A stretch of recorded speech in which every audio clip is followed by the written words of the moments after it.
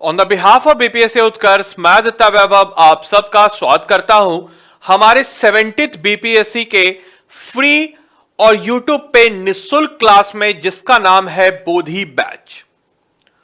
तो दोस्तों, आज आपको जो हमारी एक सीरीज है बीपीएससी उत्कर्ष या उत्कर्ष परिवार की तरफ से बीपीएससी एस्पिरेंट्स के लिए, कि हम इस सीरीज में आप सबको निःशुल्क तैयारी कराएंगे यूट्यूब पे। ऐसे बच्चे जो किसी भी कारणवश हमारे पेड बैच से नहीं जुड़ पाए हैं, जिसका नाम चाणक्य है, उन लोगों के लिए यूट्यूब पे ये निःशुल्क क्लास हम हमारी टीम के साथ आपको मुहैया करा रहे हैं। और इसी क्रम में आज मैं आपको बिल्कुल बिहार स्पेशल सब्जेक्ट को स्टार्टिंग से, यानी कि बिल्कुल एंशिएंट हिस्ट्री ऑफ बिहार, यानी कि बिहार के प्राचीन इतिहास से शुरू करने वाला हूं। यह आपका है लेक्चर नंबर 1। यह जो है आपका लेक्चर नंबर 1 है। और ये जो आपका लेक्चर नंबर 1 है, इसमें दोस्तों हम लोग जहां तक कवर अप करेंगे वो टॉपिक हमारा होगा टिल प्री मौर्य, यानी कि मौर्य पीरियड से पहले तक का जो राजा थे, मतलब वहां तक हम लोग आज के इस क्लास में कवर अप करेंगे। देन उसके बाद फर्दर हम लोग प्री मौर्य पीरियड को कवर अप करेंगे अगली क्लास में। देन उसके बाद फर्दर हम लोग आगे बढ़ेंगे and Maurya period and so on and Gupta period, ऐसे करते हुए मिडावल हिस्ट्री ऑफ बिहार में जाएंगे। Then modern history of Bihar, then geography of Bihar, economy of Bihar, polity of Bihar, और इस तरीके से हमारी जो ये सीरीज बोधी बैच में शुरू हुई है उसको हम लोग कवर अप करेंगे। This is for 70th BPSC. और ऐसे बच्चे जो किसी कारणवश हमारे चाणक्य बैच, जो हमारा पेड बैच, उससे नहीं जुड़ पाए, उनके लिए यह रामबाण साबित होने वाला है। तो आप सब लोगों से रिक्वेस्ट है, एक बार इस वीडियो को आप लोग जब देखना शुरू करें तो एक ही शॉट में, यानी कि एक ही बार में अंत तक इस वीडियो को देखें, तो ताकि आपके अंदर एक अंडरस्टैंडिंग डेवलप हो। और जब आपके अंदर वो अंडरस्टैंडिंग डेवलप होगी तब आप आसानी से क्वेश्चनों को कवर अप कर पाएंगे।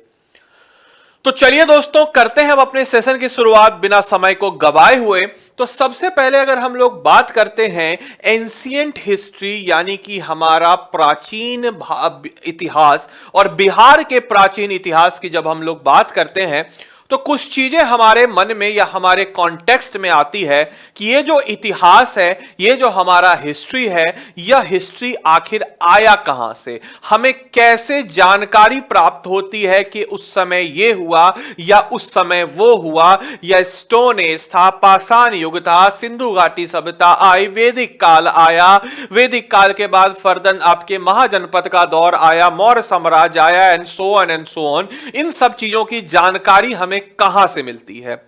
यानी कि एक बहुत ही बड़ा प्रश्न हम जब भी हिस्ट्री के कॉन्टेक्स्ट को कवर अप करते हैं तो हमारे मन में आता है कि what is the source of history, यानी कि इतिहास के स्रोत आखिर हैं क्या, किस जगह से हमें इतिहास के स्रोत प्राप्त होते हैं, कौन सी ऐसी जगह है जहां से हम लेकर के कह सकते हैं कि हां भाई दिस इज द हिस्ट्री और इसी से हमारा इतिहास बना।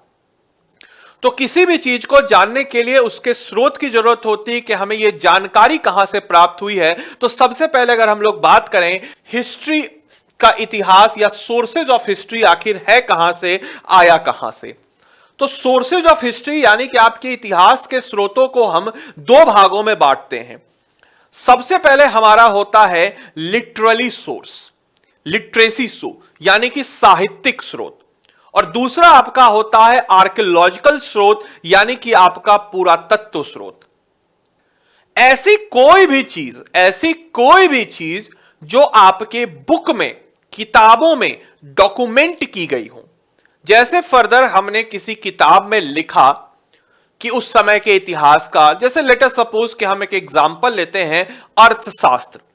अर्थशास्त्र पुस्तक जिसको चाणक्य ने लिखा, उन्होंने उस किताब में एक राज व्यवस्था के बारे में जानकारी दी कि आखिर किस प्रकार से मौर्य साम्राज्य में राज व्यवस्था आपके चल रही थी। तो वो हमारा क्या हो गया, लिटरली सोर्स, यानी कि साहित्यिक सोर्स, जो साहित्य से, जो रिटन डॉक्यूमेंट, जो हमने किसी चीज को उस समय के इतिहासकारों ने या विद्वानों ने लिखा और उसको आज हम फर्दर देख रहे हैं, वो हमारा कहलाया लिटरली सोर्स, यानी कि साहित्यिक स्रोत। ठीक उसी क्रम में हम जब मौर्य साम्राज्य की बात कर रहे हैं तो एक और कॉन्टेक्स्ट मौर्य साम्राज्य की ही लेंगे। ठीक उसी क्रम में अगर मान के चलिए कि जो हमें कुछ चीजें प्रदान हुई खुदाई से, या जैसे लेटर सपोज कि मौर्य के समय की हमें स्तंभ प्राप्त हुए, जैसे कि आपके अशोक स्तंभ सारनाथ में मिला या वैशाली में हमें देखने को मिला, जो उस बात को बताता है हमें पुरातत्व यानी कि आर्कियोलॉजिकल की तरफ से पता चला कि हां भाई उस समय में अशोक ने धम्म की स्थापना की। दोनों अलग है, लेकिन दोनों हमें जानकारी दे रहा है अपने अलग अलग तरीके से एक ही साम्राज्य के या एक ही समय के बारे में। तो आर्कियोलॉजिकल सोर्स मतलब हम यह समझ सकते हैं कि ऐसा स्रोत जिस स्रोत को हमें एक पुख्ता जानकारी हमें प्राप्त हुई, एक सबूत प्राप्त हुआ और वो सबूत आज भी जीवित है।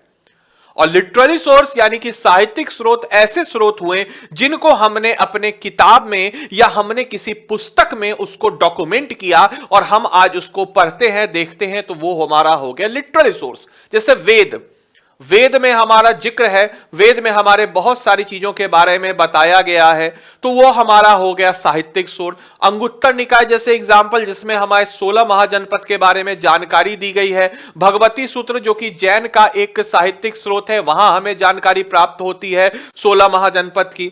तो वो सारे के सारे कैटेगरी में आ गए आपके लिटरली सोर्स के। वहीं ऐसी चीजें जो हमें खुदाई से प्राप्त हुई है, जैसे कोई गुफा, उस गुफा के अंदर में विहार, उस या फिर कोई स्तूपा या फिर कोई महल जो हमें आपके जैसे कुबरार का महल आपके पाटलिपुत्र में हमें खुदाई से प्राप्त हुई है, तो वो हमारा क्या कहलाएगा, तो आर्कियोलॉजिकल स्रोत। तो जब भी हम लोग एंशिएंट हिस्ट्री की शुरुआत करते हैं तो हमारे लिए इनके स्रोतों को जानना, इनके सोर्सेस को जानना अति महत्वपूर्ण हो जाता है। और जब हम इन स्रोतों को जानना, समझना, सीखना समझ लेते हैं, देन उसके बाद हमारे लिए हिस्ट्री को जानना भी ज्यादा मुश्किल नहीं होता है। तो लेट अस स्टार्ट कि हमारे इतिहास के स्रोत दो प्रकार के हुए, पहला लिटरली सोर्स, दूसरा आपका आर्कियोलॉजिकल सोर्स। अब फर्दर हम इनको डिवाइड करते हैं, एक एक करके पढ़ते हैं।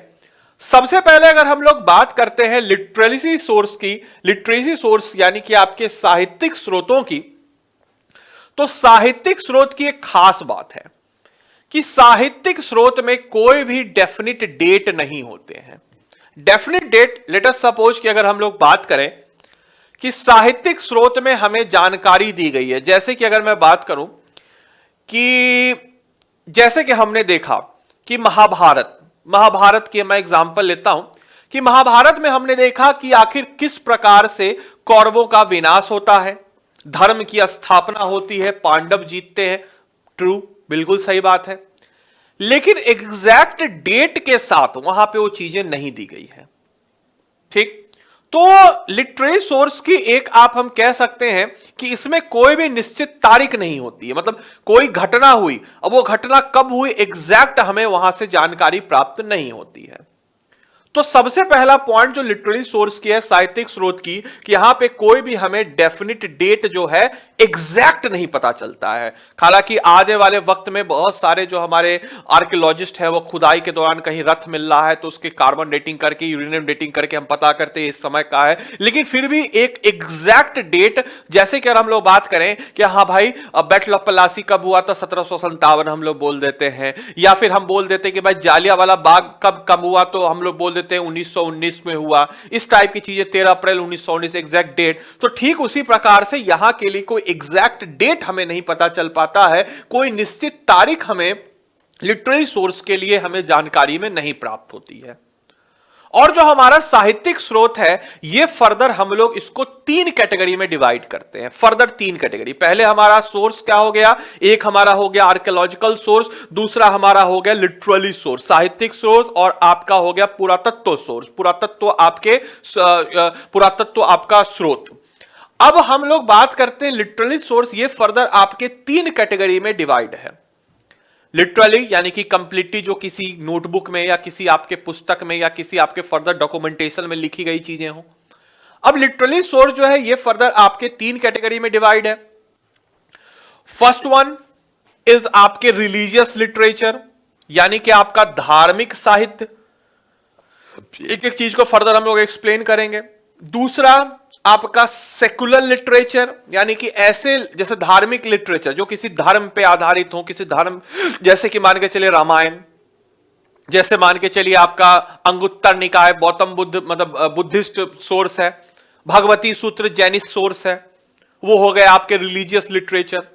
सेकुलर लिटरेचर ऐसे स्रोत जो कि आपके धर्मनिरपेक्ष यानी कि जो आपके कानून से रिलेटेड हो, जैसे कि हम लोग अगर बात करते हैं धर्मशास्त्र, मनुस्मृति, राइट, मनुस्मृति, धर्मशास्त्र, ये सब हो गए। जैसे कि आपका हो गया चाणक्य के द्वारा लिखी गई आपकी किताब अर्थशास्त्र। और फॉरेन अकाउंट्स ऐसे हो गए जो किसी विदेशी यात्री के द्वारा लिखे गए हों, जैसे एक बेस्ट एग्जांपल मेगिस्थनीज के द्वारा लिखी गई इंडिका, वो हमें जानकारी देती है। अब आइए जरा इसको हम लोग और फर्दर डिटेल्स में पढ़ने की कोशिश करते हैं, समझते हैं कि और फर्दर डिटेल्स में यह आखिर किन किन भागों में बटी हुई है। Start from the religious literature, धार्मिक साहित्य की बात करते हैं तो धार्मिक साहित्य फर्दर आपके दो भागों में बटा हुआ है। एक आपका होता है ब्राह्मिक लिटरेचर और दूसरा आपके नॉन ब्राह्मिक लिटरेचर। ब्राह्मिक लिटरेचर मतलब मोटा मोटी आसान भाषा में समझ लीजिए कि ऐसे साहित्यिक स्रोत जो कि आपके मतलब आज के डेट का समझ लीजिए सनातनी मतलब आसान भाषा में जो कि आपके हिंदू या सनातनी, जो समझ लीजिए आसान भाषा में समझाने के लिए बता रहा हूं, उसके द्वारा इंफ्लुएंस हो, वो आपका कहलाएगा ब्राह्मणिकल टेक्स्ट। और ऐसे दूसरे धार्मिक टेक्स्ट जो कि नॉन ब्राह्मणिकल, जो कि सनातनी नहीं है, वो आपका कहलाएगा नॉन ब्राह्मणिकल। जैसे कि आपका हो गया बुद्धिस्ट, यानी कि आपका बुद्धिस्ट टेक्स्ट, जैसे कि आपका जैन टेक्स्ट, जैनिस्ट टेक्स्ट हो गया, जो आपके नॉन ब्राह्मण है, जो थोड़ा सा आपके नॉन ब्राह्मणिकल आपके धर्म से इंफ्लुएंस है। फर्दर ब्राह्मणिकल टेक्स्ट भी अलग अलग भागों में बटा हुआ है। स्टार्ट फ्रॉम वेदों की बात करते हैं हम लोग, आगे फर्दर इसको हम लोग एक्सप्लेन करेंगे। वेद्स में बहुत सारी चीजों के बारे में, हमें 4 वेद है, आप सबको पता है, ऋग्वेद, यजुर्वेद, सामवेद, अथर्ववेद। तो ये 4 वेदों में हमें अलग अलग चीजों के बारे में जानकारी प्राप्त होती है। उपनिषद से हमें पता चलता है और भी अन्य जानकारी के बारे में कि आखिर शिष्य जो है किसी अपने गुरु के पास बैठ करके ज्ञान की प्राप्ति कर रहा है, और वहां से भी हमें बहुत कुछ जानकारी प्राप्त होती है कि कैसे उस समय का सोशल लाइफ, सामाजिक जीवन कैसे चलता था। एपिक्स यानी कि कथाएं, जैसे कि आपका महाभारत से हमें पता चलता है बहुत सारी कि उस समय में अन्याय के प्रति कैसे लोग जागरूक थे। रामायण में भी कुछ वैसी आपकी कहानियां आप सबको पता होगी, आप लोग फैमिलियर होंगे इन चीजों से, कि कैसे आपके रामायण में हमने देखा कि एक राजा, जो राजा बेसिकली आपके डिजर्व करता था, वह राजा श्री राम, आपने सबने सुना होगा, सब जानते हैं उनको, रामायण की कहानी को। पुराण में भी हमें बहुत कुछ जानकारी प्राप्त होती है। और वहीं दूसरी तरफ हम लोग नॉन ब्राह्मणिकल टेक्स्ट की बात करें तो बुद्धिस्ट टेक्स्ट से हमें बहुत कुछ, जैसे भगवती सूत्र, अंगुत्तर निकाय हो गया, जैन सूत्र जैसे भगवती सूत्र, जिससे हमें 16 महाजनपद के बारे में और अन्य कई सारे राजाओं के बारे में हमें वहां पे जानकारी प्राप्त होती है, जो हमारे इतिहास को समझने में बहुत ज्यादा हमें मदद प्रदान करते हैं। Now let us discuss one by one, सबको जरा एक बार डिस्कस कर लें कि आखिर क्या है। Starting from the first, Brahmanical text. Brahmanical text में जो हमारा था ब्राह्मणवादी पार्ट, जो ब्राह्मणिकल टेक्स्ट हो गया, इसका जो फर्दर था पहला हमारा वेद, जो वेद है हमारे।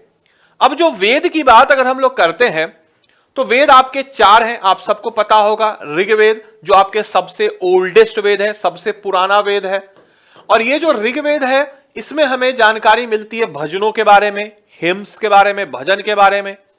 सामवेद जो कि हमें उन वचनों या उन रिवाजों को कैसे किया जाता है, उन कर्म कांड को कैसे किया जाए, उसके बारे में हमें जानकारी देता है फर्दर। यजुर्वेद इंस्ट्रूमेंट यानी कि इंस्ट्रक्शन हमें देता है, कि निर्देश देता है कि उसका पालन करने का क्या तरीका होगा, किस तरीके से हम उसका पालन कर सकते हैं। और अथर्ववेद हमें मंत्र के उच्चारण को कैसे करें, इसके बारे में हमें फर्दर जानकारी देता है। वहीं उपनिषद की बात करते हैं तो उपनिषद जो आपके गुरु के सामने जो शिष्य बैठ करके जानकारी प्राप्त करते थे, वो आपके डॉक्यूमेंट हुए हैं, वो उपनिषद हो गए। वहां से भी हमें बहुत सारी जानकारियां प्राप्त होती है हमारे प्राचीन भारत और प्राचीन बिहार के इतिहास में। आगे फर्दर इन सबको मैं आपको एक्सप्लेन करूंगा, बताऊंगा कि क्या क्या चीज से कहां पता चली। इसके बाद अगर हम लोग बात करते हैं एपिक्स, जो महाकाव्य, जो आपके महाकाव्य हैं, जैसे हम लोग अगर बात करें महाकाव्य, तो महाकाव्य जैसे आपने समझा होगा रामायण के बारे में, रामायण आपके जो कंपाइल्ड हुई थी लगभग आपके सेकेंड बीसी के आसपास ये आपके कंपाइल हुई थी। ठीक है, आपने सबने इसके बारे में सुना होगा, वाल्मीकि के द्वारा या महर्षि वाल्मीकि के द्वारा यह कंपाइल हुई थी। वह भी हमें जानकारी प्राप्त देती है किस किस के बारे में, तो जगहों के बारे में, अयोध्या के बारे में हमें वहां से पता चलता है, कौशल महाजनपद क्योंकि उसकी राजधानी थी अयोध्या, विदेह के बारे में जानकारी प्राप्त होती है जिसकी जो मिथिला में आपके पड़ता है, जनक राजा जनक के बारे में हमें उससे जानकारी प्राप्त होती है, राजा दशरथ के बारे में जानकारी प्राप्त होती है, लंका के राजा आपके रावण के बारे में हमें जानकारी प्राप्त होती है, और ऐसे बहुत सारे छोटे मोटे राज्य, रूट्स, डिस्टेंस कि भाई यहां से यहां जाने के लिए कहां दक्षिण में जाना होगा, दक्षिण में समुद्र है, हिंद महासागर है। देखिए इन सब के बारे में हमें जानकारी वहां से प्राप्त होती है। ज्योग्राफी के बारे में, भूगोल, भारत का भूगोल कि नीचे जा रहे हैं तो नीचे आपको समुद्र मिलेगा, समुद्र के बाद आपको लंका, एक द्वीप है जो लंका है। इसके अलावा हमें और भी बहुत सारी जानकारी हमें प्राप्त मिलती है यहीं से भी, रामायण से भी। महाभारत में भी हमें पांचाल जगह का देखिए, इंद्रप्रस्थ, बहुत सारे जगहों के बारे में हमें जानकारी वहां से भी प्राप्त होती है, बहुत सारे जगहों के बारे में। इसके अलावा अब बहुत सारे द्वारका, बहुत सारे राजाओं के बारे में कि कैसे कौरवों के बारे में, कुरुज कौरवों के बारे में हमें जानकारी प्राप्त होती है। और जो महाभारत है वो तकरीबन आपके 3रे से 4ठी शताब्दी ईसा पूर्व तक आपके कंपाइल्ड हुआ था। गौर कीजिएगा, बाद में कोई इसका गलत मतलब नहीं निकाल लीजिएगा कि सर आप बोले कि इतिहास हमारा तो बहुत पुराना इतिहास है। कंपाइल्ड होना मतलब कि उसको लिखा गया था। पहले जो है हम जनरेशन टू जनरेशन उस चीज को सुनते हुए आगे बढ़ते थे, बट लिखने की बात अगर आएगी तो यहां पे यह आपके एक कंपाइल्ड हुआ था एक बुक के फॉर्म में। ऑलराइट, इसके अलावा यहां से हमें क्या क्या चीजें जानकारी प्राप्त होती है, या पुराणों से या इन सब चीजों से इंफॉर्मेशन प्रोवाइडेड, बहुत सारी हमें जानकारियां दी गई है, एक क्रोनोलॉजिकल कालक्रम के अनुसार दी गई है। जैसे कि मान के चलिए कि एक कालक्रम हुआ कि जैसे आप देखेंगे तो भाई सतयुग है, सतयुग के बाद आपके त्रेता युग, द्वापर युग और कलयुग, राइट। तो ये सब चीजें हमें यहां पे जानकारी होती है हमारे युगों के बारे में, वहां के सामाजिक जीवन के बारे में हमें बहुत कुछ, जैसे आप रामायण पढ़ेंगे तो आपको बहुत सारे वहां के सामाजिक जीवन के बारे में जानकारी प्राप्त होगी। हम यह भी देखेंगे फर्दर कि आखिर किस प्रकार से, मतलब कि प्राण जाए बत वचन न जाए, प्राण जाए पर वचन न जाए, इस प्रकार की लोग की कमिटमेंट होती थी अपने बातों पर। कितना जबरदस्त एक समझिए कि लोग ऑनेस्ट होते थे, ईमानदार होते थे, कि लोग प्राण अपना न्यौछावर करते थे, लेकिन वचन कर किसी को उन्होंने दे दिया, मतलब यह हुआ कि वो उस वचन को फॉलो अप करेंगे। हम देखते हैं कि कैसे प्रभु श्री राम वनवास पे जाते हैं क्योंकि राजा दशरथ ने वचन दिया था। और हम इन्हीं सारे फर्दर चीजों को देखते हैं। इसके अलावा हम यह भी देखते हैं महाभारत में कि कैसे मामा शकुनी ने वचन दिया था और उन्होंने इंद्रप्रस्थ को या फिर आपके उसको खत्म किया। ये सारी की सारी कहानियां हमें नजर आती है वहां के सामाजिक जीवन के बारे में कि लोग कितने ऑनेस्ट होते हैं। हमें कर्ण के बारे में भी पता चलता है कि कर्ण जो कि महाभारत के समय में थे, वह कर्ण आखिर सूत पुत्र, हालांकि वो तो कुंती पुत्र थे, लेकिन उनका भरण पोषण जो है एक सूत पुत्र के यहां हुआ था, सूत के वहां तो जो रथ चरवाहक है। तो हम यह भी देखते हैं कि वर्ण व्यवस्था भी किस स्तर पर वहां पे थी। ऐसे बहुत सारी चीजों के बारे में हमें जानकारी प्राप्त होती है। मोरालिटी यानी कि आपके जो नैतिकता के बारे में भी हमें बहुत सारी जानकारी प्राप्त होती है। हम यह भी देखते हैं कि आखिर किस प्रकार से लोग के मोरल्स जो नैतिक हैं, नैतिक चीजें हमें बताई गई है कि जो सही है वो सही है, जो गलत है वो गलत है, और हमेशा धर्म की जीत होती है, अधर्म हमेशा खत्म होता है। महाभारत से हमें यह देखने को नजर आता है। इसके अलावा रिलीजन, लोगों के धर्म के बारे में, और यहां पे धर्म मतलब ये मत समझिएगा कि धर्म मतलब हो गया कि हिंदू, मुस्लिम, सिख, ईसाई। धर्म मतलब कहने का मतलब ये हुआ कि रिलीजन मतलब भले ही शब्द एक है बट धर्म और रिलीजन थोड़ा अलग अलग है। अंग्रेजी में शब्द भले ही उसको रिलीजन कह देते हैं। धर्म मतलब कि जैसे हो गया एक पुत्र का धर्म क्या है, एक पिता का धर्म क्या है, एक माता का धर्म क्या है, एक भाई का धर्म क्या है, एक दोस्त का धर्म क्या है। कर्ण दोस्ती का धर्म किस हिसाब से निभाता है आप सबने महाभारत में देखा कि कर्ण जिसने दुर्योधन के साथ दोस्ती किया और लास्ट तक उसके लिए लड़ता रहा, तो यह दिखाता है कि वह कितना ज्यादा मतलब कि धर्म निभाते थे। इसके अलावा बहुत सारे धर्मों को यहां पे बखूबी से कंपाइल किया गया है कि आपका धर्म क्या है, पिता धर्म क्या है, पुत्र धर्म क्या है, गुरु धर्म क्या है, सारी चीजों को दिखाया गया डिस्पाइट ऑफ नोइंग कि यह गलत है। कर्ण को पता था दुर्योधन इज रॉन्ग, लेकिन उसके बावजूद भी उन्होंने दोस्ती धर्म निभाया, राइट। गांधार नरेश मतलब वही सुख शकुनी, उनको पता था कि भाई मेरा भांजा गलत है, लेकिन फिर भी उसने अपने भाई का धर्म निभाया अपनी बहन के लिए। यह सारी चीजें हमें यहां पे देखने को नजर आती है। महाभारत में, रामायण में सबको पता था कि राम जी का वनवास होना गलत है, नहीं होना चाहिए, लेकिन फिर भी श्री राम ने अपना पुत्र धर्म निभाया, राजा दशरथ अपने पिता की वचन को पूरा करने के लिए। सबको पता था कि मतलब किस्मत की बात है, सीता मां मतलब सीता मां उनके पिता राजा जनक ने उनका विवाह किया था राजकुमार से, लेकिन उनके जो शुरुआत का फेज है वह आपके वन में गुजरा, वनवास के दौरान गुजरा, तो यह उनका पत्नी धर्म दिखाता है। तो ये जो मोरालिटी है इन सब के, और धर्म जो है एक इंसान उस सब के बारे में बताता है। फिलॉसफिकल एस्पेक्ट दर्शन हमें देता है कि हमेशा सत्य की जीत होती है अंत में, कितना भी जो है एक कितना भी मतलब कहा जाए कि सत्य जो है परेशान हो सकता है लेकिन कभी पराजित नहीं हो सकता। ये सारी चीजें हमें यहां से जानकारी प्राप्त होती है हमारे इन लिटरली यानी कि साहित्यिक स्रोतों से। दो जगहों के बीच में दूरी, अयोध्या से श्रीलंका, श्रीलंका के बाद हिंद महासागर, उसके बाद लंका, बहुत सारी चीजों के हमें यहां से जानकारी मिलती है।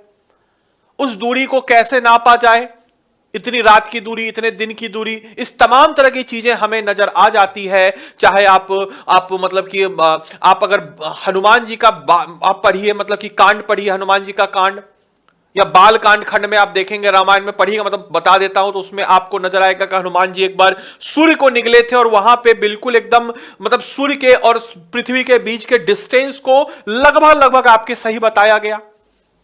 तो इतने मतलब कि समझिए ज्ञानी थे तभी तो, इतने ज्यादा वो जानकार थे तभी तो उन्होंने इन सब चीजों के बारे में हमें जानकारी प्राप्त कराई। तो मेजरमेंट ऑफ डिस्टेंस, टाइम, ये सब भी हमें उन सब जगहों से हमें जानकारी प्राप्त होती है। अपार्ट फ्रॉम दैट, इसके अलावा अगर हम लोग बात करते हैं तो ये हमारा ब्राह्मणिकल टेक्स्ट हो गया, क्योंकि लिटरेरी सोर्स हम लोग पढ़ रहे हैं।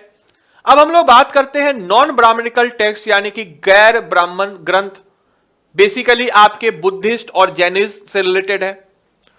भगवती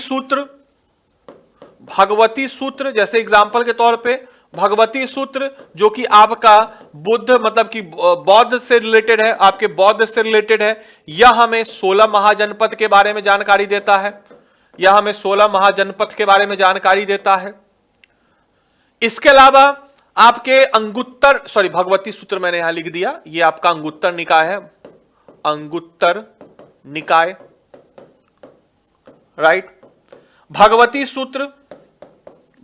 सूत्र जो है यह आपका क्या है, तो जैन स्रोत है, ठीक है। भगवती सूत्र क्या है, तो यह आपका जैन स्रोत है। यह भी हमें 16 महाजनपद के बारे में जानकारी प्रदान करता है। तो ये जो नॉन ब्राह्मणिकल टेक्स्ट है, ये भी हमारे भारत के बारे में बहुत कुछ जानकारी प्राप्त देते हैं। तो हमने देखा हमारे जो साहित्यिक स्रोत में Brahmanical text, non Brahmanical text, and third point जो हमारा था वो था हमारा सेकुलर लिटरेचर, यानी कि धर्मनिरपेक्ष साहित्य। धर्मनिरपेक्ष साहित्य के बारे में अगर हम लोग बात करते हैं, एग्जाम्पल के तौर पे अर्थशास्त्र चाणक्य के द्वारा लिखी गई, और इन्होंने आपके मौर्य साम्राज्य के बारे में, मौर्य साम्राज्य और उस समय की जो आपकी चीजें चल रही थी, उस समय का कैसा सोशल जीवन था, सामाजिक जीवन था, इस तमाम तरह की चीजों के बारे में हमें यह अर्थशास्त्र जानकारी देता है। सेम चीज धर्मशास्त्र भी हमें बहुत कुछ जानकारी देता है, जो कि आपके उस समय के कानून किस हिसाब से चलता है, किस हिसाब से आपका प्रशासन एडमिनिस्ट्रेशन चलेगा, किस हिसाब से आपका उस समय की सिस्टम चलेगी, इन सब के बारे में हमें जानकारी प्रदान देता है। जो कि उस समय के रूल बुक कानून से रिलेटेड है। मनुस्मृति जो कि राजा मनु के द्वारा की गई, और उसमें बेसिकली हमें उस समय के लॉज के बारे में, कानून के बारे में जानकारी प्राप्त होती है। कालिदास की कृतियां जैसे अभिज्ञान शकुंतलम, ऋतु संहार, इन सब, और मेघदूतम, इन सबों में भी हमें बहुत कुछ जानकारी प्राप्त होती है अबाउट द सिचुएशन, उस समय में किस प्रकार के लोग जीवन अपना व्यतीत करते थे, किस प्रकार का हमारा समाज था, और वो समाज आखिर किस तरफ बढ़ रहा था, कैसे कानून चलते थे, कैसे राजा रहते थे, राजा का धर्म क्या होता था, किस प्रकार से वह अपने प्रजा से संपर्क करते थे, एक प्रजा का धर्म कैसा होता था, किस प्रकार से एक यूनिट्स, आपके सब यूनिट्स बची हुई थी, राज्य के अंदर छोटे छोटे, और उनके राज्य, एक देश है, राज्य के अंदर और छोटे छोटे राज्य, उनका जिला, गांव, उनका हेड, और किस प्रकार से प्रशासन चलता था, किस प्रकार से राज्य व्यवस्था चलती थी, इस सब के बारे में, आपके राज्य व्यवस्था चलती थी, इन सब के बारे में हमें इन सब चीज से जानकारी प्राप्त होती है। थोड़ा सा ये भी मैंने यहां ऐड ऑन कर लिया है, हालांकि बिहार हिस्ट्री के लिए इज नॉट सो इंपॉर्टेंट। संगम साहित्य जो कि आपके मोस्टली साउथ इंडिया यानी कि आपके दक्षिण भारत के इतिहास से रिलेटेड है, और यह आपके दक्षिण भारत में किस प्रकार की चीजें चल रही थी उसके बारे में हमें वहां पे जानकारी प्रदान करता है। ऑलराइट, तो इतने सारे चीजें हमें यहां पे पता चलती है संगम लिटरेचर के बारे में। Now it's time for account of foreign travellers, हमारे विदेशी यात्री हैं, उन विदेशी यात्रियों से भी हमें बहुत कुछ जानकारी प्राप्त हुई है हमारे इतिहास में। मेगास्थनीज, इनके द्वारा लिखी गई इंडिका, इनके द्वारा लिखी गई पुस्तक इंडिका, जिन बच्चों को नहीं पता है मेगास्थनीज कौन थे, आगे आप मौर्य साम्राज्य में जानेंगे, बट फिलहाल के लिए समझ लीजिए कि सेलुकस निकेटर ये आपके अलेक्जेंडर के आपके क्या थे, सेनापति थे। आप सबको मैं बता देता हूं कि धनानंद के समय अलेक्जेंडर का अटैक भारत की तरफ हुआ था, लेकिन वो नहीं अटैक कर पाए, धनानंद नंदवंश के आखिरी राजा। और सेलुकस निकेटर जो है यह आपके अलेक्जेंडर के सेनापति थे, और अलेक्जेंडर के मृत्यु के पश्चात सेलुकस निकेटर जो है या आपके क्या किए, तो सेलुकस निकेटर ने क्या किया, तो सेलुकस निकेटर ने आपके जो आज के प्रेजेंट डे का अफगानिस्तान है, कांधार, काबुल, जो आज के प्रेजेंट डे का पाकिस्तान, मुल्तान वाला एरिया है, उस एरिया में इन्होंने अपना राज्यभार संभाला। इधर आपके धनानंद के बाद आपके आ जाते हैं चंद्रगुप्त मौर्य, मौर्य वंश की स्थापना करते हैं with the help of Chanakya की मदद से, और चाणक्य की मदद से करते हैं, और चंद्रगुप्त मौर्य एक्सपेंड करना चाहते थे उधर की तरफ, मतलब कि हमारे भारत के नॉर्थ वेस्ट बॉर्डर की तरफ, उत्तर पश्चिमी बॉर्डर की तरफ। एक बार मैं इसको समझा ही देता हूं यहां पे ताकि आप लोग को और अच्छे समझ में आ जाए। यहां पे थे चंद्रगुप्त मौर्य, यहां पे थे आपके सेलुकस निकेटर। चंद्रगुप्त मौर्य इधर एक्सपेंड करना चाहते थे, यहां सेलुकस निकेटर है, और लगभग आपके 305 ईसा पूर्व में एक लड़ाई हुई थी जिसको हम लोग कहते हैं बैटल ऑफ इंदस, सिंधु की लड़ाई। और इस लड़ाई में नेगोशिएशन होता है, और सेलुकस निकेटर अपनी मतलब ये समझिए कि अपनी बेटी जिसका नाम था हेलेना, उसका विवाह आपके चंद्रगुप्त मौर्य के साथ करते हैं। चंद्रगुप्त मौर्य को अपना दामाद बनाते हैं, और साथ ही साथ अपना एक राजदूत यहां भेजते हैं, एम्बेसडर भेजते हैं, और उसी एम्बेसडर का नाम था मेगास्थनीज। और मेगास्थनीज आके मौर्य साम्राज्य के बारे में इंडिका में बहुत सारी बातें लिखते हैं, बहुत सारी चीजें समझाते हैं। अपार्ट फ्रॉम दैट, इरिथ्रियन सागर का मतलब कि पेरिलस ऑफ इरिथियन सी, यहां पे हम ये भी देखते हैं इरिथियन सागर का आपके पेरिलस जिक्र करते हैं, जो बताते हैं कि ये सागर है, ज्योग्राफी के बारे में पता चलता है। टॉलेमी का भूगोल जो कि हमारे भारत के बारे में बताता है कि भारत के आपके पश्चिम की तरफ आपके क्या है, तो पश्चिम की तरफ यहां पे अरब सागर है, यहां पे आपके बंगाल, यहां पे समुद्र हिंद महासागर, यहां पे हिमालय है। इन सब के बारे में हमें जानकारी यहां से मिलता है।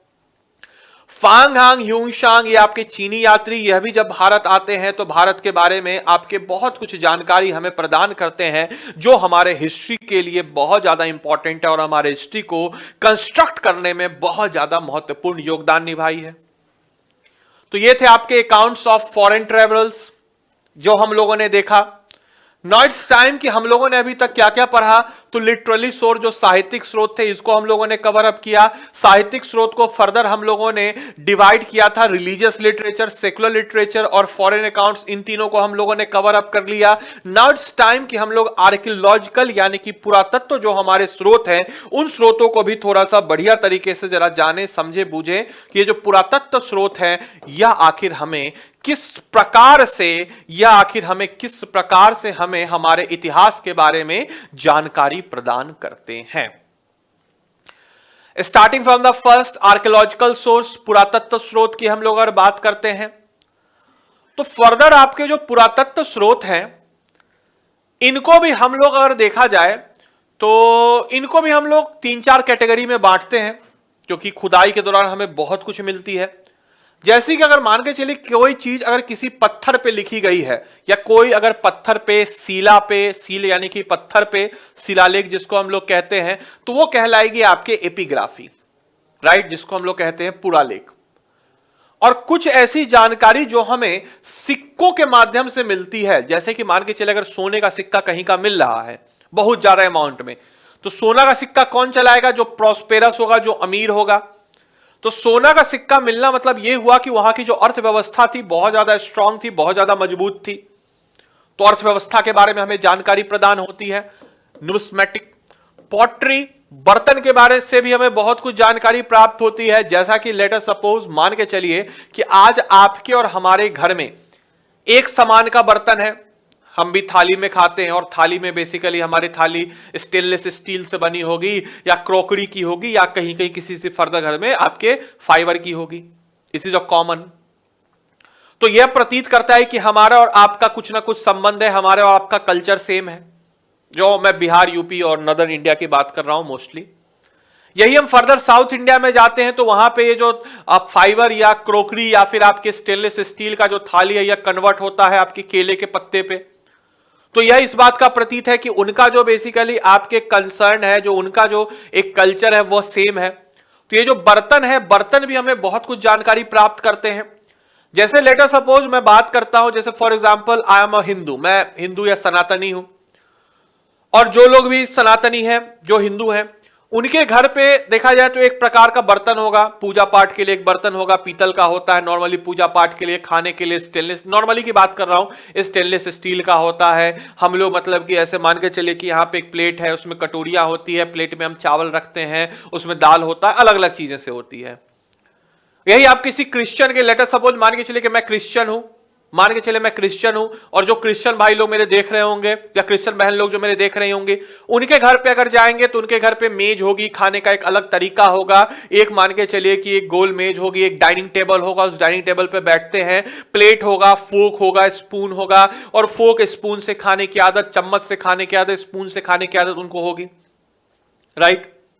लेटर सपोज मान के चलिए कि मैं एक मुस्लिम हूं, इस्लाम धर्म को मानता हूं, और आप जो मेरे मुस्लिम भाई या बहन इस वीडियो को देख रहे होंगे, तो मेरे घर में क्या होगा? तो मेरे घर में मान के चलिए कि एक थोड़ा सा परात होगा, बड़ा सा परात होगा, उस परात में खाना होगा, और 4-5 लोग एक साथ बैठ के खाते हैं ट्रेडिशनली। अगर जब हम लोग वो ओपन करते हैं, आप लोग देखते हुएगा, जब क्या 1 महीने का क्या चलता है, रमजान जब चलता है, तो उस रमजान के दौरान वो खोलते हैं, जो रोजा खोलते हैं, तो ऐसे खाते हैं। एक केतली नजर आती होगी, केतली का इस्तेमाल बहुत कॉमन होता होगा, जो इस बात का प्रतीक है कि एक प्रकार का कल्चर आपको उस पार्टिकुलर कम्युनिटी में नजर आता है, राइट, क्लियर है। अब जैसे मान के चले कि मैं हिंदू हूं, सनातनी हूं, और बिहार से ताल्लुकात रखता हूं, और आप लोग भी बिहार से ताल्लुकात रखते हैं, हिंदू है, सनातनी है, तो कुछ खाना आपके हमारे बीच बिल्कुल कॉमन होगा, रोटी चावल बनेगा ही, ये कॉमन होगा, सब्जी भली अलग अलग हो, दाल बनेगा ही, राइट। जैसे कोई दिल्ली का बंदा है, दिल्ली के बंदे उसके यहां राजमा चावल या फिर रोटी, राजमा ऐसे टाइप का, लेकिन हमारे यहां चटनी वटनी सब बनता है। देख तो आप लोग बिहार के हो, पता ही होगा कैसा खान पान होता है, राइट। मुस्लिम्स के यहां थोड़ा नॉन वेज की तरफ ज्यादा रुझान होता है। तो ऐसे फर्दर जो सारी चीजें होती है, डिटरमाइन करती है कि हमारा जो कल्चर है वह आपके किसी एक धारा से जुड़ा हुआ है, right. Now archaeological exploration and excavation, पुरातत्व अवशेषण और उल्लेखन से भी हमें बहुत कुछ जानकारी प्राप्त होती है। कहीं खुदाई की, वहां से हमें इन सब चीजों के बारे में जानकारी प्राप्त होती है, राइट।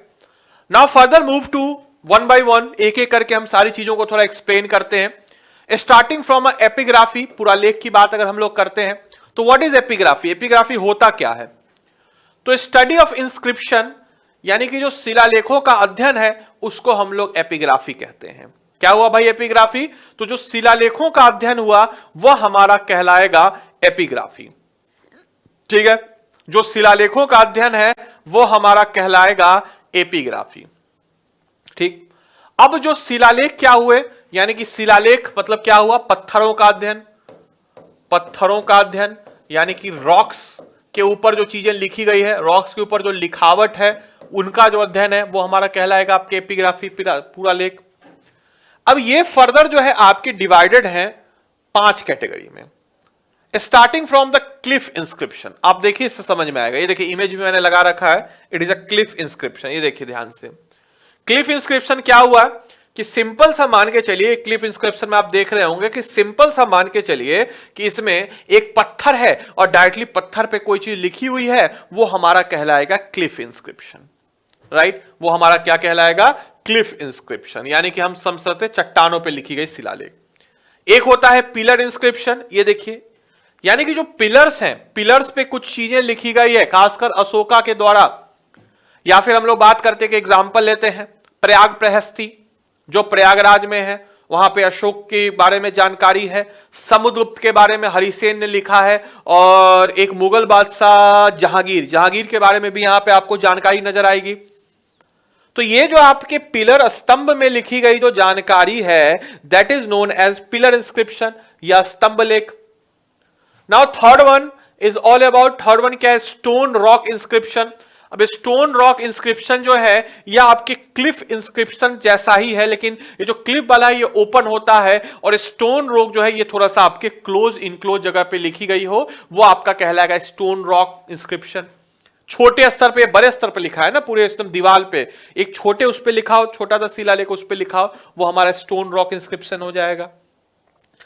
केव इंस्क्रिप्शन, यानी कि जब गुफाओं में हमें जानकारी प्राप्त हो, जैसे कि हमारे खासकर जो हमारे आदि मानव हैं, जो हमारे अर्ली ह्यूमंस हैं, जो हमारे अर्ली मैन हैं, जो हमारे आदि मानव जिसको हम लोग कहते हैं, उन लोग की जो बारे में, जैसे वो लोग शिकार करने गए, यहां पे आप देखिए तो अपने वो गुफाओं में बनाए हुए हैं कि भाई आपके यहाँ पे एक, इस पिक्चर को देखिए तो एक यहाँ पे जानवर है और बहुत सारे लोग हैं उसके ऊपर भाला से हमला कर रहे हैं। क्योंकि हम जो भी चीज देखते हैं उसको हम बनाते हैं। अब जैसे मैं आपको बोलूं कि एक पिक्चर बनाइए, कोई भी अपने मन से आप पिक्चर बनाइए, तो आप वही पिक्चर बनाएंगे जिसको आपने कभी ना कभी देखा हो। आप वो पिक्चर नहीं बनाएंगे जिसको आपने कभी देखा ही ना हो। राइट, या तो आप लिटरली अपनी आंखों से उसको देखे हो, नहीं तो आप वर्चुअल वे में उसको देखे हो, तभी आप उस चीज को बना सकते हैं। ऐसे आप अपने मन से कोई चीज नहीं बना सकते। तो ये लोग के साथ भी ऐसा ही था, ये लोग भी आपके इस प्रकार से चीजों को करते थे, और यहां पे हम देख सकते हैं कि ये आपको नजर आ रहा होगा। आदि मानव जो होते हैं हमारे, उन्होंने इस चीज को बनाया। नेक्स्ट टाइम कि भाई मेटल प्लेट इंस्क्रिप्शन, आप देख सकते हैं इस प्रकार के जो मेटल प्लेट इंस्क्रिप्शन आपको नजर आ रहा होगा। यानी कि मान के चलिए अमूमन होता क्या था कि तांबे पर, यानी कि आपके तांबे पर बने हुए, तांबे पर जो आपके बने हुए, या तांबे पर लिखे हुए, बने हुए नहीं, तांबे पर आपके लिखे हुए कुछ सूचना जो तांबे पर या फिर मेटल पर या तांबे पर ज्यादातर होती थी, या किसी धातु पर, वो हमारा कहलाता है मेटल प्लेट इंस्क्रिप्शन। पाल साम्राज्य के बारे में खलिमपुर कॉपर प्लेट इंस्क्रिप्शन के बारे में आपने सुना होगा, जो खलिमपुर से प्राप्त हुआ है। पाल साम्राज्य के बारे में बहुत जानकारी प्रदान करता है। तो इस प्रकार से फर्दर हम समझ सकते हैं कि ये जो मेटल प्लेट इंस्क्रिप्शन, ये सब सारी चीजें हमें बहुत कुछ जानकारी जो है उस समय की हमें प्रदान करती है। ऑलराइट, क्लियर है सब लोगों को? सब लोगों को क्लियर है यहां तक? आइए, अब जब हम लोगों ने एपिग्राफी को देख लिया, now it's comes to next topic. अगले टॉपिक की तरफ बढ़े, जो हमारा आर्कियोलॉजिकल सोर्स हमें जानकारी प्रदान देता है, डेट इज आपके नुमिस्टमैटिक, यानी कि क्वाइंस। अब ये होता क्या है नुमिस्टमैटिक? तो यह जो है आपके नुमिस्मेटिक जो है, यानी कि ये क्या होता है, तो स्टडी ऑफ क्वाइन, यानी कि इसको हम लोग कह सकते हैं study of coin. Study of coin यानी कि सिक्कों के अध्ययन को, सिक्कों के अध्ययन को हम क्या कहते हैं, नुमिस्मेटिक। ऑलराइट, और ये जो है हमें उस समय के इकोनॉमिक हिस्ट्री के बारे में जानकारी प्रदान करता है। इकोनॉमिक हिस्ट्री कहने का यहां पे तात्पर्य हुआ कि उस समय में कैसी अर्थव्यवस्था थी, उसके बारे में हमें यहां से जानकारी प्रदान होती है। अब जैसे मान के चलिए कि कहीं हमें सोने के सिक्के मिले, राइट, कहीं हमें सोने के सिक्के मिले, तो इस बात का प्रतीक है कि वहां की जो अर्थव्यवस्था होगी वो आपके संपन्न होगी, यानी कि प्रॉस्पेरस होगी, राइट। कहीं हमें उसी काल में सोने के सिक्के में गिरावट मिली, कहीं हमें उसी काल में सोने के सिक्के में गिरावट मिली, राइट। तो सोने के सिक्के में गिरावट मिली तो हम कह सकते हैं कि जो उस साम्राज्य है, उस साम्राज्य की जो अर्थव्यवस्था है, वह आपके चरमराई होगी। चरमराई मतलब कि डाउनफॉल पे गई होगी, राइट। तो इस तरीके से हमें जो सिक्के जो है हमें उस समय की अर्थव्यवस्था के बारे में बहुत कुछ जानकारी प्रदान करते थे। इसके अलावा सिक्का जो होता था मीडियम ऑफ एक्सचेंज, जैसे कि आज के डेट में भी क्या है, जो क्वाइंस है, जो पैसे हैं, क्या है, मीडियम ऑफ एक्सचेंज है। आपको किसी चीज को बदलना है, जैसे मान के चलिए कि जैसे लेटर सपोज मान के चलिए कि आपको चलो पढ़ाई से रिलेटेड ही करते हैं। लेटर सपोज मान के चलिए कि आप लोग को चाणक्य बैच लेना है, ठीक है। लेटर सपोज आप लोग को चाणक्य बैच लेना है, ठीक, जो हमारा पेड कोर्स है, ठीक, जो हमारा पेड कोर्स है। और इस कोर्स को लेने के लिए आप क्या कीजिएगा कि जैसे मान के चलिए कि आप में से सारे लोग जो हैं अलग अलग आपके परिवार का सोर्स ऑफ इनकम होगा। कोई किसान होगा, किसी के पापा बिजनेसमैन होंगे, किसी के पापा जॉब में होंगे, कोई प्राइवेट जॉब में होगा, कोई सरकारी जॉब में होगा, सरकारी जॉब में भी अलग अलग, कोई टीचर होंगे, कोई क्लर्क होंगे, कोई हेड क्लर्क होंगे, कोई बैंक पीओ होंगे, कोई मैनेजर होंगे, तरह तरह के जॉब्स आपके होंगे, राइट। आपके घर परिवार का सोर्स ऑफ इनकम, कोई किराए से आता होगा। तो आप लोग को लेना है चाणक्य बैच पेड कोर्स के लिए, ठीक। तो आप क्या कीजिएगा, आपको इस कोर्स में लेना है तो आप आइएगा और बोलेगा कि सर मेरे यहां मतलब कि इस बार ना 100 क्विंटल आपके गोभी उगा है, तो आप 5 क्विंटल आप एक काम कीजिए, आप है ना चाणक्य बैच का जो प्राइस है 3,499, आप इसके बदले इतना गोभी ले लीजिए, इतना रुपए का गोभी ले लीजिए और हमें चाणक्य बैच दे दीजिए। ऐसा करेंगे क्या? नहीं। हम क्या करेंगे कि हम उस गोभी को सेल करते हैं। उस गोभी को सेल करने के बाद हम क्या करते हैं, तो उस गोभी को जब हमने सेल किया तो उससे जो हमें पैसा प्रदान हुआ, उस पैसे को हम जाकर के बैच में कार्ड से या फिर हमारा गूगल पे या जो भी व्हाट्सएवर जो भी हमारा मोड ऑफ पेमेंट हो उसे पे करके हम चाणक्य बैच को लेते हैं।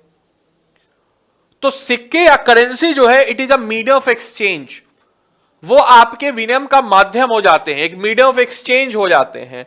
तो सिक्के से हमें उस समय के बारे में बहुत जानकारियां प्राप्त होती है और यही सिक्के जो आपके क्या करते हैं, तो ये सिक्के फर्दर जो है आपके एक्सचेंज का काम करते हैं, मीडियम ऑफ एक्सचेंज का आपके काम करते हैं, मीडियम ऑफ एक्सचेंज का आपके काम करते हैं, राइट। तो इससे भी हमें बहुत कुछ फर्दर जानकारियां प्राप्त होती है उस समय के काल के बारे में कि कैसा उस समय का काल चल रहा था, क्या क्या चीजें चल रही थी। नाउ नेक्स्ट इज पॉटरी, यानी कि मिट्टी के बर्तन। अब मिट्टी के बर्तन आखिर क्या हमें जानकारी प्रदान करते थे? जैसे लेटर सपोज, ठीक है, NB, ठीक है, PW, ठीक, इसको हम लोग कहते हैं, इसका फुल फॉर्म होता है नदर्न ब्लैक पॉलिश्ड वेयर, यानी कि उत्तरी भारत में खासकर मौर्य काल के समय में जो काले चमकीले टाइप के बर्तन हमें प्रदान हुए, वो हमें दिखाते हैं कि पूरा का पूरा मौर्य में एक ही प्रकार की व्यवस्था थी। जैसे मैं अगर बात करूं कि हमारे पूरे उत्तर भारत में अगर आज के रेट में मान के चले, लेटर सपोज कि कल जैसे रात में भूकंप, जैसे मान के चलिए अभी 1-2 दिन पहले भूकंप आया, ठीक, अभी 3-4 दिन पहले आपके भूकंप आया, तो इस 3-4 दिन पहले भूकंप आने के क्रम में क्या हुआ कि माने जब बहुत जबरदस्त भूकंप आया और पूरी की पूरी दुनिया चली जाए अंदर जमीन में, एक हाइपोथेटिकल सिचुएशन लेते हैं, और बहुत दिन के बाद वापस से जीवन डिस्कवर हो, कोई आएगा तो आपके घर से भी प्लेट निकलेगा, मेरे घर से भी प्लेट निकलेगा, तो हम मानेंगे कि हाँ भाई आप और हम एक ही सभ्यता से जुड़े हुए थे। तो इसीलिए जो पॉटरी है, जो बर्तन है, वह बर्तन जो है आपके one of the oldest human invention, यानी कि सबसे पुरानी मानव के आविष्कार हैं, जो कि हमें उस समय के बारे में जानकारी प्रदान करते हैं और जो दिखाते हैं कि हमारे जो सभ्यता है वह कैसे जुड़ी हुई है, वह किस प्रकार से, कितनी ज्यादा गति में, कितनी ज्यादा एक दूसरे से सिमिलर है। राइट, तो ये पॉटरी भी हमारे लिए बहुत ज्यादा इंपॉर्टेंट हो जाता है। नाउ इज आर्कियोलॉजिकल एक्सप्लोरेशन, इन सब के बावजूद खुदाई के दौरान बहुत सारी चीजें मिलती है। ओल्ड माउंट्स, जैसे पुराने टीले, मतलब कि जैसे कब्रगाह जिसको हम लोग कहते हैं, अगर हम लोग फर्दर बात करते हैं, कब्रगाह एक हम लोग आसान भाषा में कहें तो आपके कब्र। अब देखिए, कब्र अगर कहीं हमें नजर आ रहा है, कहीं खुदाई किए और उस खुदाई से हमें कब्र नजर आया, और कब्र नजर आया और कब्र के साथ साथ हमें नजर आया कि भाई दही है, ले भाई उसमें हनी है, शहद है, और उस शरीर को बिल्कुल अच्छे तरीके से गाड़ा गया है, एकदम बिल्कुल साउथ की तरफ पोजीशन करके, दक्षिण की तरफ पोजीशन करके, और उसमें दही, मक्खन, या फिर जो उस व्यक्ति को बहुत प्यारी चीजें थी उन चीजों को डाला गया है। कई जगह तो आपको उनके फेवरेट पेट्स यानी कि पालतू जानवरों के साथ गाड़ा गया है। तो इसका यह मतलब हुआ कि they believe in life after death, life after death, यानी कि मौत के बाद के जीवन पे यकीन कर। जैसे आज के डेट में जो भी एथिस्ट लोग हैं, सॉरी एथिस्ट नहीं, थीस्ट लोग, एथिस्ट तो हो गए आपके जो मतलब कि नहीं मानते किसी चीज को, जो थीस्ट लोग हो गए, ठीक है, थीस्ट लोग कहने का मतलब जो भगवान में मानते हैं, भगवान कहने का मतलब यह हुआ कि भगवान, अल्लाह या किसी चीज पे मानते हैं ना, मतलब आस्तिक लोग, जिसको हम लोग आसान भाषा में कहें आस्तिक लोग। एक होता है आस्तिक, एक होता है नास्तिक, ठीक ठीक होता है आस्तिक, एक होता है नास्तिक। नास्तिक लोग ऐसे लोग जो नहीं मानते भगवान में, बिल्कुल भी नहीं मानते हैं, और आस्तिक लोग जो भगवान में मानते हैं। भगवान में बार बार बोल रहा हूं, भगवान से कंफ्यूज मत होइएगा कि वो आदत हो गई भगवान बोलने की, बट भगवान मतलब काइंड ऑफ गॉड, भगवान, अल्लाह, ईसा मसीह, गुरु गोविंद सिंह या गुरु साहिब, जितने भी हैं आपके, महावीर, गौतम बुद्ध, जो भी हैं, भगवान को जो आस्तिक लोग जो आस्था रखते हैं अपना। तो मोस्टली जो है, मोस्टली आप किसी भी धर्म को उठा के देखिए, इधर हिंदू स्वर्ग नर्क, क्रिश्चियन हेवन हेल, राइट, इस्लाम क्या कहते हैं, जन्नत और जहन्नुम, राइट, जन्नत और जहन्नुम, ये सब चीजें आपको नजर आएंगी। तो जन्नत, जहन्नुम या स्वर्ग नर्क या हेवन हेल क्या है? They all our life after death, मतलब कि हमारा यकीन है कि मृत्यु के पश्चात भी हमारा एक जीवन है, समझ रहे? और हमारे शरीर का मतलब ये समझिए कि इस मिट्टी में मिलता है। हमारी जो आत्मा है वो आपके अमर है, आत्मा इज अमर, ये हमारा बिलीव है, राइट। अब ये बिलीव है, तो इसीलिए आप आज देखिएगा कि जैसे आप कोई भी, इसमें कोई मतलब हिचकिचाने वाली बात नहीं, इस टॉपिक पे जनरली लोग बात नहीं करना चाहते, but is a true thing कि ऐसा कोई घर नहीं जिसके घर में कोई मृत्यु ना हुई हो, राइट। तो आप सबके घर में कोई ना कोई मृत्यु जरूर हुई होगी, आस पड़ोसी, ये तमाम तरह की चीजें, नहीं तो पड़ोस में। तो आप देखिएगा कि उस मृत्यु के पश्चात दान दक्षिणा होता है, उनको खटिया या फिर उनको जो चीजें पसंद थी वो सब चीजें दान दक्षिणा में दी जाती हैं, भोज कराया जाता है, मृत्यु भोज, क्योंकि ऐसी मान्यता है कि वो मृत्यु भोज जो हम यहां कराएंगे वो साइड ऊपर जाएगा, उनके जो जर्नी है उसमें उनको मदद करेगा, और जो चीजें हम यहां दान में दे रहे हैं वो उनको ऊपर मिलेगा, उनके कंफर्ट लाइफ के लिए। तो ये जो हमारे कब्र मिले वो हमें बताते हैं कि भाई हमारे लोग जो उस समय थे वो भी आपके कितना ज्यादा यकीन करते थे लाइफ आफ्टर डेथ में। इसके अलावा खुदाई के दौरान जो हमें टूल्स, उपकरण मिले हैं, जैसे कि मान के चलिए स्टोन एज, खासकर स्टोन एज यानी कि आपके पाषाण काल के जो हमें चीजें मिली हैं, उन पाषाण काल में भी हमें काफी कुछ जानकारी प्राप्त होती है कि ये जो पाषाण काल है, इस पाषाण काल में फर्दर हमें उस समय के उपकरण, उस समय के क्या क्या चीजें हथियार थी, किस तरीके से लोग उन चीजों का इस्तेमाल करते थे, ये तमाम तरह की चीजें हमें इन जगहों से मिलती है। मेगालिथ्स क्या हुआ कि मेगालिथ्स आपको साउथ इंडिया में खासकर नजर आता है, दक्षिण भारत में, कि कब्र ऑलरेडी बना हुआ है, उस कब्र के ऊपर एक पत्थर डाल देते थे, इस तरीके तक हो जाए जैसे मान के चलिए कब्र बनाया, राइट। अब जैसे मान के चलिए ये कब्र में फीमेल गई या मेल, या कोई मान लीजिए फीमेल गई, तो फीमेल जाने के बाद एक और साइड में कब्र बनाया जाता था मेल का, या जो उसका पार्टनर होता था उसका, कि यहां पे कब्र में डाल दिया गया एक इंसान को ऑब्वियसली मरने के बाद, और यहां पे खाली जगह छोड़ दी जाती थी, और यहां पे एक पत्थर रख दिया जाता था कि जब वो उसका पार्टनर या उसका जो प्यार, जिससे वो प्यार करता है या करती है, उनका जब देहांत होगा तो उसको यहीं पे गाड़ा जाएगा, ताकि जो है वो आपके लाइफ आफ्टर डेथ पे यकीन बढ़ाता है। तो इस तरीके की चीजें भी हमें वहां से जानकारी प्राप्त होती, जो कि उस समय के सोशल कल्चर कस्टम्स को हमें बहुत कुछ जानकारी प्राप्त देती है, जो आज भी हम मोर और लेस फॉलो अप कर रहे हैं। आज भी इस टाइप की चीजें फॉलो अप होती है, राइट। नाउ अब हम लोगों ने देख लिया हमारे इंपॉर्टेंट प्रोस्पेक्ट्स को कि हाँ भाई, हमारे जो सोर्स ऑफ हिस्ट्री है, लिटरली सोर्स, आर्कियोलॉजिकल सोर्स क्या क्या है, किस प्रकार से हमारे हिस्ट्री चलते हैं, इस तमाम तरह के प्रोस्पेक्टिव को हम लोगों ने देख लिया। नाउ इट्स टाइम कि हम लोग अब स्टार्ट करते हैं हमारे पहले टॉपिक को, जो कि है हमारा स्टोन एज, यानी कि पाषाण काल।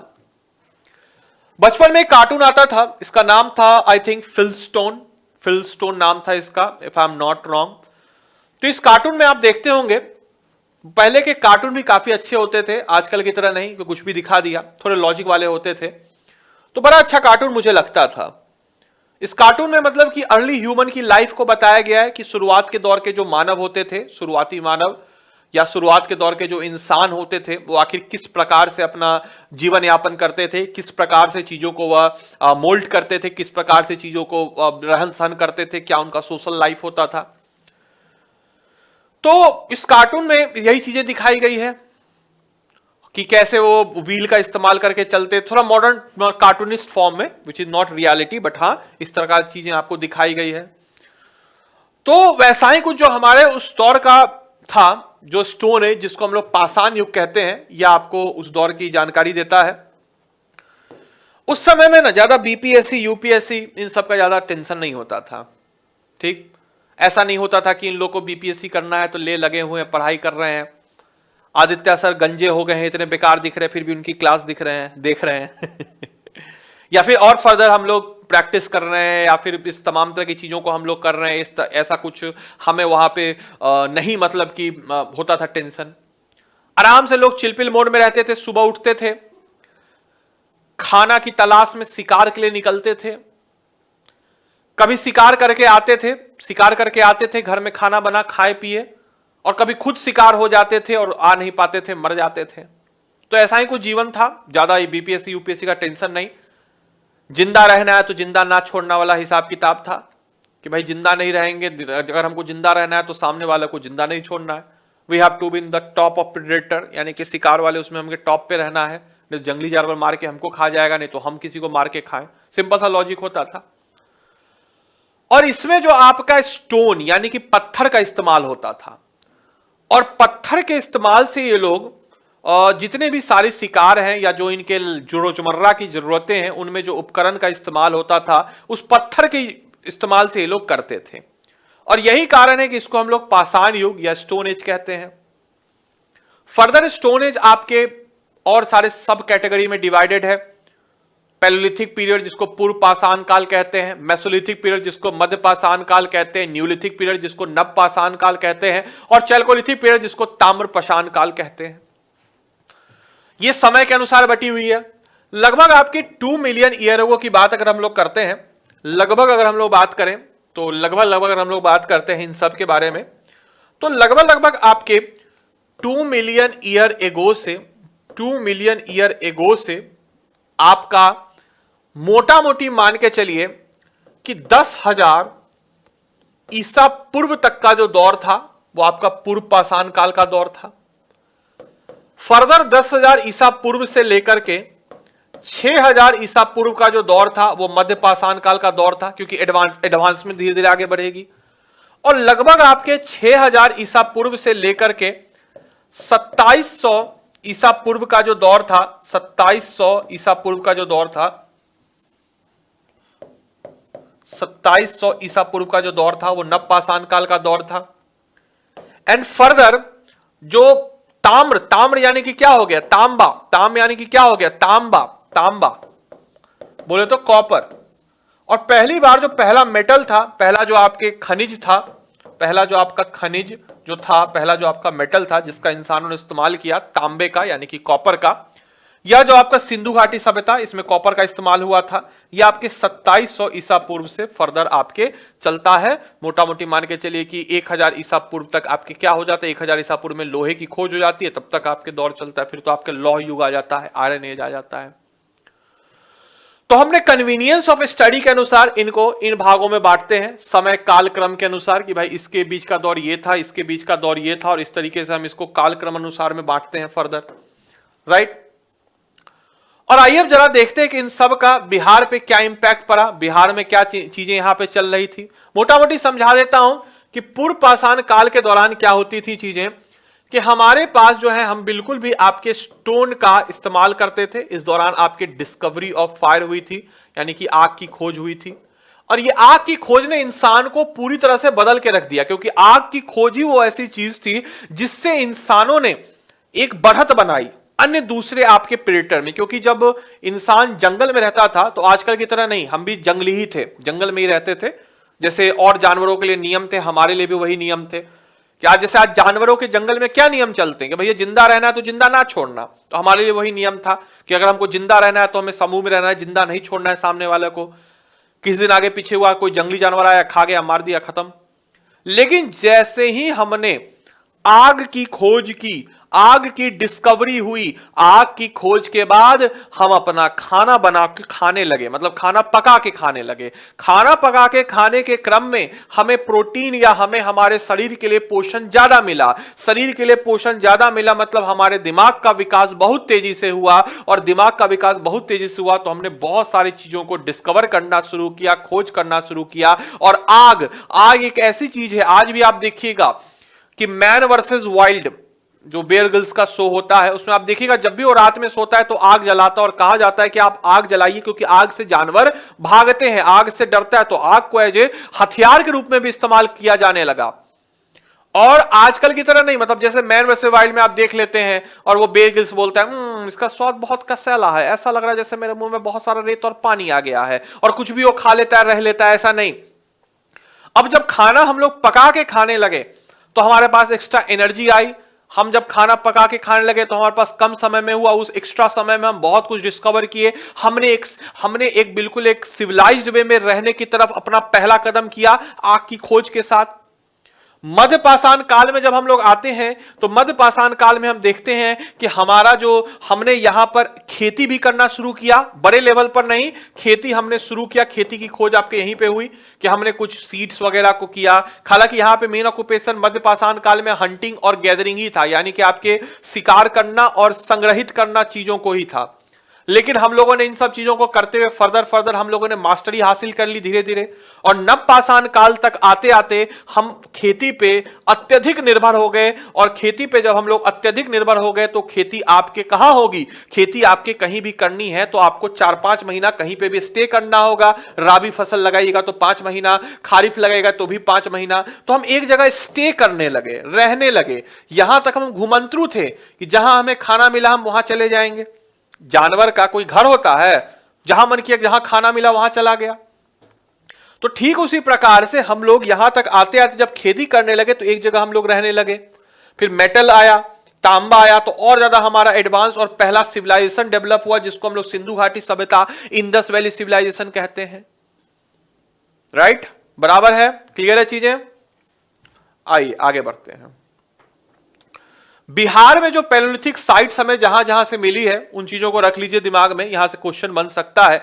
तो बिहार के मुंगेर और नालंदा से हमें पूर्व पाषाण काल स्थलों की हमें हमारे यहां खोज की गई है। इस चीज को ध्यान रखिएगा, एमसीक्यू में बन सकता है कि बिहार के किस, क्योंकि हम लोग हिस्ट्री नहीं बिहार हिस्ट्री कवर अप कर रहे हैं। तो हमारे यहां जो साइट्स जो हमारे यहां खोज मिली है, खोज हुई है कहां पे, तो आपके पूर्व पाषाण स्थल की खोज की गई है आपके मुंगेर और नालंदा में। इस चीज को आपको ध्यान रखना है।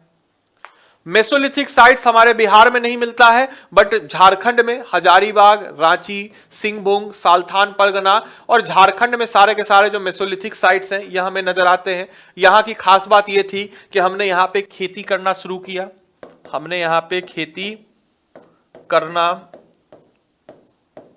शुरू किया, राइट। और यहां पे क्या हुई, तो पूर्व पाषाण काल की सबसे बड़ी खोज यह थी कि आग की खोज, राइट। आइए नाउ मूविंग टुवर्ड्स अगले उस पे हम बढ़ते हैं, अगले उस पे हम लोग बढ़ते हैं न्यूलिथिक यानी कि नवपाषाण युग। नवपाषाण युग की साइट्स की अगर हम लोग बात करते हैं, first one is Chirand and second one is Chechar. Chirand आपके सारण में मिलता है, चेरर आपके वैशाली में मिलता है। बीपीएससी के द्वारा पूछा गया हाई प्रोफाइल क्वेश्चन। यहां तक आते आते आप इस तस्वीर में देख सकते हैं कि हम बिल्कुल एकदम एक सिविलाइजेशन की तरफ हम लोग बिल्कुल बढ़ चुके थे, एक सिविलाइज तरीके से रह रहे थे। यहां आप देखिए सभ्यता में हम लोग आ चुके थे, यहां बिल्कुल एक स्टोर हाउस, हम लोग खाना को सरप्लस वैल्यू करने लगे, खाना को हम लोग स्टोर करने लगे क्योंकि हमारी प्रोडक्शन काफी अच्छी होने लगी। इसके अलावा डोमेस्टिकेटेड यानी कि जानवरों को भी हम पालने लगे। एग्रीकल्चर, हम लोग एग्रीकल्चर फील्ड अलग करने लगे। ब्यूरल्स यानी कि हम लोग अगर बात करते हैं कि ऐसी हमारे कब्रगाह भी हम लोग करने लगे कि इस जगह पे कब्रगाह होगा। विलेजेस, गांव वगैरह बसने लगे, हाउसिंग, घर वगैरह बनने लगे। ये तमाम तरह की चीजें हम लोग यहां पे करने लगे और एक तरह से हम लोग सिविलाइजेशन की तरफ हमारा जो कदम हम लोग स्टार्टिंग में रखे थे, अब यहां पे एक सेमी सिविलाइज सोसाइटी हम लोग यहां पे हो गया नवपाषाण युग तक आते आते।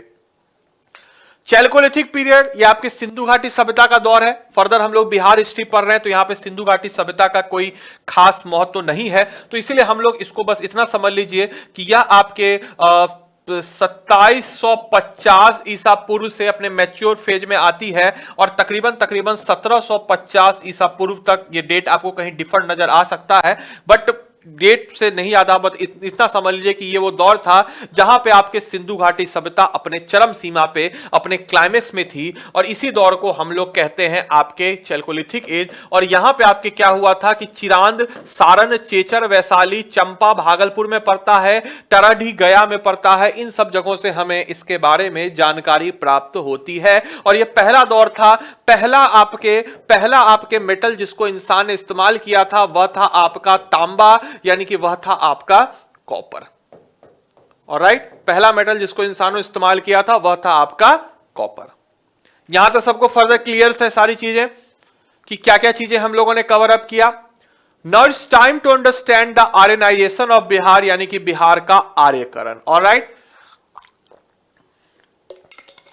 बिहार के आर्यकरण की अगर हम लोग बात करते हैं फर्दर, तो इसके बीच में गैप था। क्या गैप था, तो ये इंडियन हिस्ट्री के कॉन्टेक्स्ट में, बट आपको मैं एक बार बता देता हूं कि लगभग आपके 1750 ईसा पूर्व में डाउनफॉल शुरू होता है। 1750 ईसा पूर्व में डाउनफॉल किसका, तो इंडस वैली सिविलाइजेशन, सिंधु घाटी सभ्यता का। और लगभग 1500 ईसा पूर्व तक आते आते आर्यंस, ठीक है, आर्यंस आ जाते हैं। ठीक, आर्यंस का रूल होने लगता है। और फर्दर 1500 ईसा पूर्व तक आते आते जब आर्यंस आपके आते हैं, तो एक बार नक्शे में मैं बता देता हूं, एक बार नक्शा बिहार भारत का बनाता हूं, फिर आपको और अच्छे समझ में आएगा।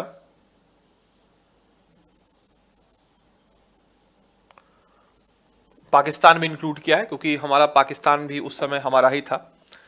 अब देखिए यहां पे है इंडस वैली सिविलाइजेशन, यह आपके 1750 से डिक्लाइन की तरफ चली गई। ऑलराइट, अब ये डिक्लाइन की तरफ चली गई और आर्यंस आते हैं और तकरीबन 1500 ईसा पूर्व तक आपके जो आर्यंस है यह इस क्षेत्र में, आपके पूरा जो क्षेत्र है इस पूरे क्षेत्र में अपना वर्चस्व साबित कर लेते हैं। अब एक प्रश्न आपके मन में बन रहा होगा कि आखिर ये आर्यंस टुवर्ड्स ईस्ट यानी कि पूर्व की ओर, यानी कि आज के प्रेजेंट डे हमारा उत्तर प्रदेश, हमारा बिहार, हमारा बंगाल, इनकी तरफ क्यों नहीं मूव कर रहे थे इस दौर में? तो कारण यह था कि ये जो यहां पे आपके नदियां थी, बहुत बड़ी बड़ी नदियां थी, गंगा, इसके अलावा आपके यमुना और उनकी सहायक नदी, और इस क्षेत्र में एक समस्या थी कि यहां पे आपके वेरी डेंस फॉरेस्ट यानी कि काफी ज्यादा आपके घने वन यहां पे आपको नजर आ रहे थे। और ये जब आपके इतने ज्यादा डेंस घने वन आपको इस क्षेत्र में नजर आएंगे तो इसका मतलब ये हुआ कि ये जो घने वन जंगल आपको यहां पे नजर आ रहे हैं, तो मतलब कि अब इंसान है, इंसान जंगल में तो रहेगा नहीं, जंगल में रहने से बहुत ज्यादा नुकसान है कि खेती के लिए उसको जमीन नहीं मिलेगी, जंगली जानवर का डर रहेगा और बहुत सारी तमाम समस्याएं होंगी, सर्वाइवल की बात है। और हमारे पास कोई उपकरण नहीं था जिससे हम इन जंगलों को काट सके। लेकिन तभी इतिहास ने करवट लिया वापस से, जैसे डिस्कवरी ऑफ फायर ने इतिहास को हमेशा के लिए पलट के रख दिया, ठीक उसी प्रकार से 1000 ईसा पूर्व, पिछले बार एक क्वेश्चन भी आया था 68वीं बीपीएससी में कि लोहा का आविष्कार कब हुआ। 1000 ईसा पूर्व में डिस्कवरी ऑफ आयरन होती है, लोहे की खोज होती है। और इस लोहे की खोज के बाद हम इंसानों ने यहां के जंगल की कर दी कटाई शुरू, और जंगल की कटाई शुरू हुई तो फॉरेस्ट जो लैंड है वो आपके कन्वर्ट हुए एग्रीकल्चर लैंड पे हमने खेती की, खेती करने के बाद फर्दर हम लोग और आगे बढ़ते रहे और बढ़ते बिहार तक पहुंचते हैं। और यही हमारा अगला टॉपिक है, आर्यनाइजेशन ऑफ बिहार, यानी कि बिहार का आर्यकरण। ऑलराइट, अब बिहार का जो आर्यनाइजेशन हुआ यानी कि बिहार का जो आर्यकरण हुआ, इसकी जानकारी हमें कहां से मिलती है? तो इसकी जानकारी हमें मिलती है अथर्ववेद से हमें सबसे सर्वप्रथम जानकारी इसकी मिलती है कि बिहार का आर्यनाइजेशन हुआ। अब एक प्रश्न आता है कि सबसे पहले कौन से क्षेत्र में हुआ? तो सबसे पहले जो है आपके विदेह, सबसे पहले आपका विदेह क्षेत्र में हुआ। विदेह क्षेत्र में, विदेह यानी कि मिथिला, आज के प्रेजेंट डे का जिसको हम लोग कहते हैं मिथिला, इस क्षेत्र में हुआ। ये विदेह वाला क्षेत्र आप देख सकते हैं। तो सबसे पहले आर्यंस कहां आते हैं? तो इस विदेह के क्षेत्र में आते हैं, इस मिथिला के क्षेत्र में आते हैं। राइट, इस विदेह इस मिथिला के क्षेत्र में आते हैं। अब जब ये विदेह और इस मिथिला के क्षेत्र में आर्यंस आते हैं, आर्यनाइजेशन ऑफ बिहार हुआ, बिहार का आर्यकरण हुआ, मिथिला के क्षेत्र में आर्यंस आते हैं, और मिथिला के क्षेत्र में आने के बाद फर्दर हमारे बिहार में वह अपना एक्सपेंड करते हैं, वह बिहार में फर्दर फैलते हैं। और इसके बारे में हमें जानकारी मिलती है कहां से? तो सतपथ ब्राह्मण से हमें इसके बारे में एक कॉन्क्रीट सोर्स के बारे में जानकारी प्रदान होती है। इसके अलावा पुराण, वराह पुराण जो है, यह हमें यह भी जानकारी देता है बिहार के बारे में कि किकट कौन सा क्षेत्र है? तो आज के प्रेजेंट डे का जो मगध वाला क्षेत्र है, आज के प्रेजेंट डे का मगध वाला जो क्षेत्र है, उसको कहा गया है इनऑस्पिशियस, यानी कि अशुभ स्थान। उसको क्या कहा गया है? अशुभ स्थान। अशुभ स्थान यानी कि ये वाला एरिया। क्यों कहा गया इसको अशुभ स्थान? क्योंकि ये नॉर्म्स को, यानी कि कर्म कांड को नहीं मानते थे, कर्म कांड को नहीं मानते थे। और यही कारण है कि इस क्षेत्र को आपके कहा गया है इनऑस्पिशियस प्लेस, यानी कि वराह पुराण को कहा गया है अशुभ स्थान। इसके अलावा हमें यह भी जानकारी यहां से प्राप्त होती है कि गया, पुनपुन, राजगीर, इन सबको ऑस्पिशियस प्लेस, यानी कि गया, पुनपुन और राजगीर को शुभ स्थान बताया गया है। एक ऐसा स्थान जो शुभ है। गया की अपनी महत्वपूर्ण है, क्योंकि गया एक ऐसी जगह थी जहां पे आप सबको पता होगा कि यहां पे आपके पितृपक्ष मेला लगता है पिंडदान के लिए, आज भी बहुत प्रमुख। और भगवान श्री राम ने राजा दशरथ के पिंडदान यहीं से किया था, और सीता मां ने बेसिकली उसको किया था, उसकी एक अलग कहानी है। तो इस तरीके से इन सब जगहों को एज ए शुभ स्थान के रूप में यहां पे आपके बताया गया है। इस चीज को भी आपको ध्यान में रखना है और आपके एग्जामिनेशन पॉइंट ऑफ व्यू के लिए इंपॉर्टेंट पॉइंट्स बन जाते हैं। अब आइए, अब इन सब के बाद जब आपके यहां पे जंगलों की कटाई हुई, तो थोड़ा सा वापस से हम नक्शे पे आते हैं, ध्यान से समझिएगा। जंगलों की कटाई के बाद क्या इंपैक्ट पड़ा?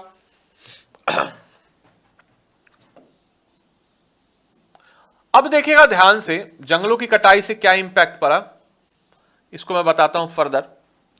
कि यहां पे पहले थे आपके जंगल, ये पूरा जंगल वाला एरिया था। अब जंगल की कटाई के बाद क्या हुआ, इस क्षेत्र में आपके जंगल की कटाई हुई। ठीक है, इस क्षेत्र में क्या हुई आपकी, तो इस क्षेत्र में आपके जंगल की कटाई, जंगल की कटाई। और इस जंगल की कटाई के बाद क्या हुआ कि इस क्षेत्र से मोर एग्रीकल्चर लैंड, यहां पे क्या हुआ कि मोर एग्रीकल्चर लैंड, मोर एग्रीकल्चर लैंड यानी कि खेती योग्य भूमि काफी ज्यादा हुई, खेती योग्य भूमि काफी अच्छी हुई। और खेती योग्य भूमि जब काफी अच्छी हुई, मतलब प्रोडक्शन अच्छा होगा, मतलब जो है प्रोडक्शन यानी कि जो उत्पादन है वो आपके काफी अच्छा होगा।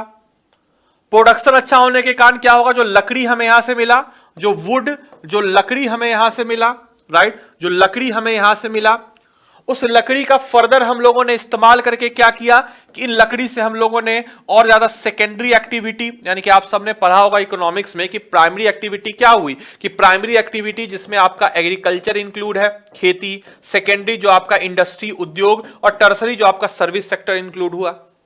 तो पहले जो हमारी अर्थव्यवस्था सिर्फ और सिर्फ प्राथमिक अर्थव्यवस्था प्राइमरी सेक्टर पर निर्भर थी, यानी कि सिर्फ और सिर्फ खेती पर, अब आपके लकड़ी कटने के कारण क्या हुआ, उस लकड़ी से फर्दर आपके कुर्सी टेबल या उस समय क्या उद्योग डेवलप हुआ छोटा मोटा, तो सेकेंडरी सेक्टर भी डेवलप हुआ।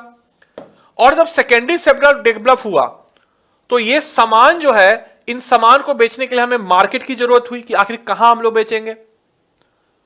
तो उससे पहले एक और चीज मैं आपको बताना चाहूंगा कि गांव और शहर में क्या डिफरेंस। अगर हम लोग बात करते हैं विलेज यानी कि गांव, अगर हम लोग आज बात करें गांव और सिटी यानी कि आपका शहर, इन दोनों में क्या डिफरेंस है। तो गांव एक ऐसा जगह होता है इकोनॉमिक प्रोस्पेक्टिव से जहां पे प्राइमरी सेक्टर हो, जहां पे खेती हो, और शहर एक ऐसा होता है जहां पे आपके मार्केट हो, यानी कि जहां सेकेंडरी और टर्सरी सेक्टर का ज्यादा योगदान हो। तो शहर बेसिकली क्या है, शहर एक मार्केट है। शहर में कुछ प्रोडक्शन थोड़ी होता है, जो भी कच्चा माल है, कभी आप देखें, मतलब ऐसे मत बोलेगा कि हाँ भाई मेरे शहर में हम अपने बगीचा में सब्जी उगाते हैं तो हम खेती कर रहे हैं शहर में, नहीं। शहर क्या है, शहर एक मार्केट है, बाजार है, राइट। प्रोडक्शन कहां हो रहा है, गांव में हो रहा है। गांव में जब तक कॉटन कपास नहीं बनेगा तब तक शहर में आकर के वो कपड़ा नहीं बनेगा। समझिएगा ध्यान से, समझिए इस चीज को ध्यान से समझिएगा। तो गांव क्या है, एक प्रोडक्शन हाउस है, और शहर क्या है, एक मार्केट है। तो अब जब यहां से आपके क्या हुआ कि जैसे मान के चलिए आज के डेट में आपको चावल की जरूरत होती है, तो आप क्या करते हैं, किसान के पास जाते हैं कि किसान भैया हमको चावल दो, नहीं, आप अपने बाजू के किसी फॉर्च्यून की दुकान या किसी किराना या राशन की दुकान में जाते हैं, और उस राशन की दुकान से आप क्या लेते हैं, सामान लेते हैं, किसान के पास नहीं जाते हैं। तो राशन वाला क्या है, वो राशन वाला कौन है, वो प्रोडक्शन नहीं कर रहा है लेकिन बेच रहा है, मतलब वो मिडिल मैन है, बिचौलिया है। वो किसी बड़े व्यापारी से लिया, बड़ा व्यापारी किसान से लिया। तो एक सिस्टम बनना क्रिएट हुआ, और वैसा ही कोई सिस्टम बना यहां क्रिएट हुआ कि would say secondary culture develop हुआ। अब मार्केट की जरूरत हुई, मार्केट्स का निर्माण हुआ, बाजारों का निर्माण हुआ, और ये जो बाजार हैं, इन बाजारों के कारण टर्सरी सेक्टर यानी कि ट्रांसपोर्टेशन, गांव से सामान लेकर के शहर तक आना, किसानों की अब थी नहीं, किसान खेती करेगा या फिर सामान लेके जाएगा, तो बिचौलिया आने लगे, राइज ऑफ मिडिलमैन, मिडिलमैन आपके होने लगे, बिचौलिया होने लगे। इसके अलावा बाजार क्या हो गया, सेंटर हो गया, एक इकोनॉमिक सेंटर हो गया, एक आपके बाजार क्या है, एक अर्थव्यवस्था का सेंटर है, और इस अर्थव्यवस्था का सेंटर बाजार बनने लगा। और जैसे जैसे प्रोडक्शन बढ़ा, सेंटर और बड़ा बनेगा, जैसे जैसे अर्थव्यवस्था बढ़ेगी, ज्यादा एग्रीकल्चर लैंड होगा, ज्यादा प्रोडक्शन होगा, ज्यादा प्रोडक्शन होगा, लोग ज्यादा बेसिकली आपके आगे बढ़ेंगे, सेकेंडरी सेक्टर, टर्सरी सेक्टर। तो इसी तरीके से फर्दर हम कह सकते हैं कि आगे धीरे धीरे बढ़ते हुए जो छोटे छोटे आपके सेंटर बनने लगे, वही छोटे छोटे सेंटर कहलाए सबसे पहले कुल और बड़े इकोनॉमिक सेंटर बनाए वंश और बड़े सेंटर बने, ग्राम और बड़े सेंटर बने, विश्व और बड़े अर्थव्यवस्था के सेंटर बने, जन बने, और बहुत सारे जन मिलकर के बनते हैं जनपद, और आगे फर्दर बहुत सारे जनपद मिलकर के बनेंगे महाजनपद, और महाजनपद के बाद आगे बनेंगे साम्राज्य। तो इस तरीके से इकोनॉमिकल पॉइंट ऑफ व्यू से हमारी हिस्ट्री भी चल रही है कि हमारी अर्थव्यवस्था, और अब जो टेरिटरी लोगों को एक्सपेंशन करने लोगों को हुआ, क्योंकि अब लोगों ने इस तरीके की चीजें करनी शुरू की कि अपना क्षेत्र का विस्तार हो, अपना एक क्षेत्र हो। तो इस प्रकार से आपके महाजनपद की तरफ हम लोग बढ़ चले थे। सबसे पहले फर्दर जो हमारे महाजनपद हैं उनके बारे में अगर हम लोग बात करते हैं तो हमारे पास भारत में 16 महाजनपद थे, 16 महाजनपद। और इन 16 महाजनपद के बारे में हमें जानकारी कहां से मिलती है? तो भगवती सूत्र, भगवती सूत्र जो कि एक जैन स्रोत है। इसके अलावा अंगुत्तर निकाय, इसके अलावा आपके अंगुत्तर निकाय जो कि एक बुद्धिस्ट स्रोत है, यहां से हमें जानकारी प्राप्त होती है। तो ये जो भगवती सूत्र और अंगुत्तर निकाय से हमें यहां से जानकारी प्राप्त होती है कि 16 महाजनपद थे। अब इन 16 महाजनपद पे हमें पढ़ना है 3, क्योंकि हम बिहार हिस्ट्री पढ़ रहे हैं। हमारे बिहार में 3 महाजनपद थे, वज्जी, मगध और आपके अंग। ऑलराइट, अब हुआ क्या कि अचानक से आयरन का इस्तेमाल बढ़ा। जैसा हमने देखा आयरन का डिस्कवरी हुआ 1000 ईसा पूर्व में, और 1000 ईसा पूर्व में आपके आयरन का क्या होने लगा? डिस्कवरी होने के बाद 1000 ईसा पूर्व में आयरन का इस्तेमाल बढ़ा। आयरन का इस्तेमाल से क्या हुआ कि एग्रीकल्चर टूल्स बने, यानी कि कृषि उपकरण बने। कृषि उपकरण से हमारा क्या हुआ? जब कृषि उपकरण आयरन के इस्तेमाल से बने, कृषि उपकरण आपके बने, उन कृषि उपकरण से क्या हुआ दोस्त कि खेती हमारी अच्छी होने लगी। और जब हमारी खेती फर्दर अच्छी होने लगती है, और जब हमारी खेती फर्दर अच्छी होने लगी एग्रीकल्चर टूल से, प्रोडक्शन काफी ज्यादा हुआ। इसके अलावा उन आयरन के इस्तेमाल से हम लोग हथियार बनाने लगे, और जो कॉपर आज इस्तेमाल कर रहा है, कॉपर के तलवार से आयरन की तलवार की लड़ाई होगी, आयरन वाला जीतेगा। तो आयरन वेपन का इस्तेमाल हुआ, लोहे के हथियार बने।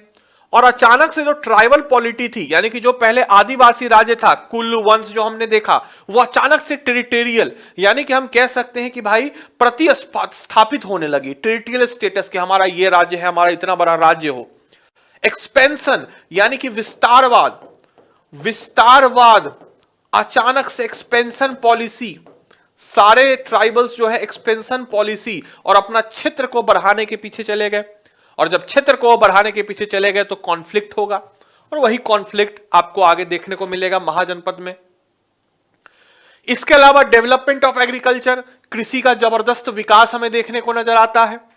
अब जब कृषि का विकास हमें देखने को नजर आया, यानी कि अर्थव्यवस्था हमारी अच्छी हुई, क्योंकि कृषि आधारित अर्थव्यवस्था थी। कृषि आधारित अर्थव्यवस्था थी तो हमारा जो कृषि आधारित अर्थव्यवस्था के कारण क्या हुआ कि लोगों के अंदर जो अर्थव्यवस्था काफी अच्छी होगी, अर्थव्यवस्था काफी बेहतर हो गई पहले के कंपेयर में। और जब अर्थव्यवस्था बेहतर कहीं होने लगी, जैसे आज के डेट में ही आप देखिए कि आपसे अगर पूछा जाए फर्दर स्टडीज के लिए हम लोग दिल्ली, पटना क्यों आते हैं? क्योंकि वहां पे अच्छी शिक्षा मिलती है। लोग कमाई के लिए दिल्ली, मुंबई, कोलकाता, चेन्नई, बेंगलुरु, हैदराबाद ये सब क्यों जाते हैं? क्योंकि वहां पे कमाई अच्छी है। दिल्ली का क्या इंपॉर्टेंस है? ना यहाँ खेती होती है, ना यहाँ का हवा अच्छा है, ना यहाँ पे मान के चलिए पानी अच्छा यहाँ का है। फिर भी दिल्ली की आबादी इतनी क्यों है? अभी इतना घटिया पॉपुलेशन, प्रदूषण है दिल्ली में। आप लोगों को क्या ही बताएं, न्यूज आप लोग देखते ही होइएगा, सांस लेने में तकलीफ होती है। लेकिन फिर भी दिल्ली में मैं हूं, या मुझ जैसे बहुत सारे लोग दिल्ली में है। क्यों? क्योंकि यहां पे आपको शिक्षा है, यहां पे अच्छा अपॉर्चुनिटी है। तो जैसी मार्केट बना, दिल्ली क्या एक मार्केट है, जबरदस्त बड़ा मार्केट है, और जैसी मार्केट बना, बाजार बना, लोग आने लगे, ग्रोथ ऑफ पॉपुलेशन, जनसंख्या वृद्धि हुई। और दिल्ली के पास ना अपनी, दिल्ली का ही केस स्टडी ले रहे हैं आपको आज की कंटेम्प्रेरी से उस समय की बातों को समझाने के लिए। दिल्ली के पास ना अपनी खेती है, ना इसके बाद अच्छा पानी है, ना इसके बाद अच्छी हवा है। उसके बावजूद भी दिल्ली की अर्थव्यवस्था इतनी अच्छी है, पर कैपिटा इनकम इतनी अच्छी क्यों है? क्योंकि पॉपुलेशन काफी ज्यादा है। दिल्ली का विकास क्यों हो रहा है? क्योंकि पॉपुलेशन काफी ज्यादा है, और पॉपुलेशन काफी ज्यादा होगा मतलब कि वो लोग टैक्स भी ज्यादा देंगे। अब जैसे मैं हूं, मैं कुछ भी सामान लूंगा दिल्ली से ही लूंगा, दिल्ली में रहता हूं और मैं कमा रहा हूं दिल्ली में, लेकिन अपना खर्च मैं बिहार में थोड़ी जाऊंगा करने। अब यहां रह रहा हूं तो यहां का अपना खर्च है, मैं अपना खर्च करूंगा। तो जो भी मैं अर्न कर रहा हूं वो मैं खर्च यहीं कर रहा हूं, और ऐसा हर कोई कर रहा है। अब जब खर्च यहां कर रहा है मतलब कि अर्थव्यवस्था दौड़ रही है यहां पे। अर्थव्यवस्था दौड़ने का मतलब यह हुआ कि अब जैसे मैं कमा रहा हूं, अर्निंग कर रहा हूं, तो मैं टैक्स भी यहीं दिल्ली को ही दूंगा, राइट। अब जैसे मेरी जो संस्था है, कोई जो संस्था उत्कर्ष मुझे पे की, अब उत्कर्ष मुझे पे की तो मेरा टैक्स कहां, तो टैक्स यहीं पे होगा। अब जब टैक्स मेरा यहीं पे हो रहा है, मतलब क्या हुआ कि मैं कमा रहा हूं, मैंने अपनी पढ़ाई की है बिहार से, सारा ज्ञान मैंने बिहार से लिया, लेकिन मैं जो काम किसके आ रहा हूं, तो दिल्ली की अर्थव्यवस्था को दुरुस्त करने में। तो ठीक उसी प्रकार से यहां पे जब पॉपुलेशन का ग्रोथ हुआ, पॉपुलेशन का ग्रोथ होने के कारण वहां पे क्या हुआ, अचानक से अर्थव्यवस्था ने बूम पकड़ लिया, रफ्तार पकड़ ली। राइज ऑफ मिडिलमैन मर्चेंट्स, अब जो है खेती करने वाले, उनका काम था सिर्फ खेती करना, व्यापारी का काम था कि यहां से खेती से लेना सामान और सामान लेकर के मार्केट में बेचना, और व्यापारियों का उदय होता है, राइज ऑफ मिडिलमैन, जो बिचौलिया व्यापारी होते हैं उनका उदय होता है। पहले बिचौलिया व्यापारी कुछ नहीं होता था, लोग पहले बार्टर सिस्टम में चलता था कि भाई हमने खेती किया, चावल है तुम्हारे पास, गेहूं है तुम्हारे पास, जूता है, तुम एक्सचेंज कर लो मेरे साथ। लेकिन अब मिडिल मैन आ गए, अब लोग प्रोफेशनल हो गए कि मैं ये करूंगा, एक मिडिल मैन आ गए जो सामानों को ऐसे करने लगे आदान प्रदान। जैसे मिडिल मैन का कॉन्सेप्ट इतना ज्यादा, आज भी आप देखिए पूरी दुनिया मिडिल मैन पे टिकी हुई है। एग्जाम्पल के तौर पे आप पढ़ रहे हैं, यहां पे मैं पढ़ा रहा हूं, हमारे और आपके बीच का रिलेशन है सिर्फ मैं पढ़ा रहा हूं, आप पढ़ रहे हैं, राइट। लेकिन इमेजिन कीजिए अगर उत्कर्ष क्लासेस नहीं होती तो क्या हम और आप मिल पाते? वेरी मतलब कि रेयर था कि हम और आप मिल पाते।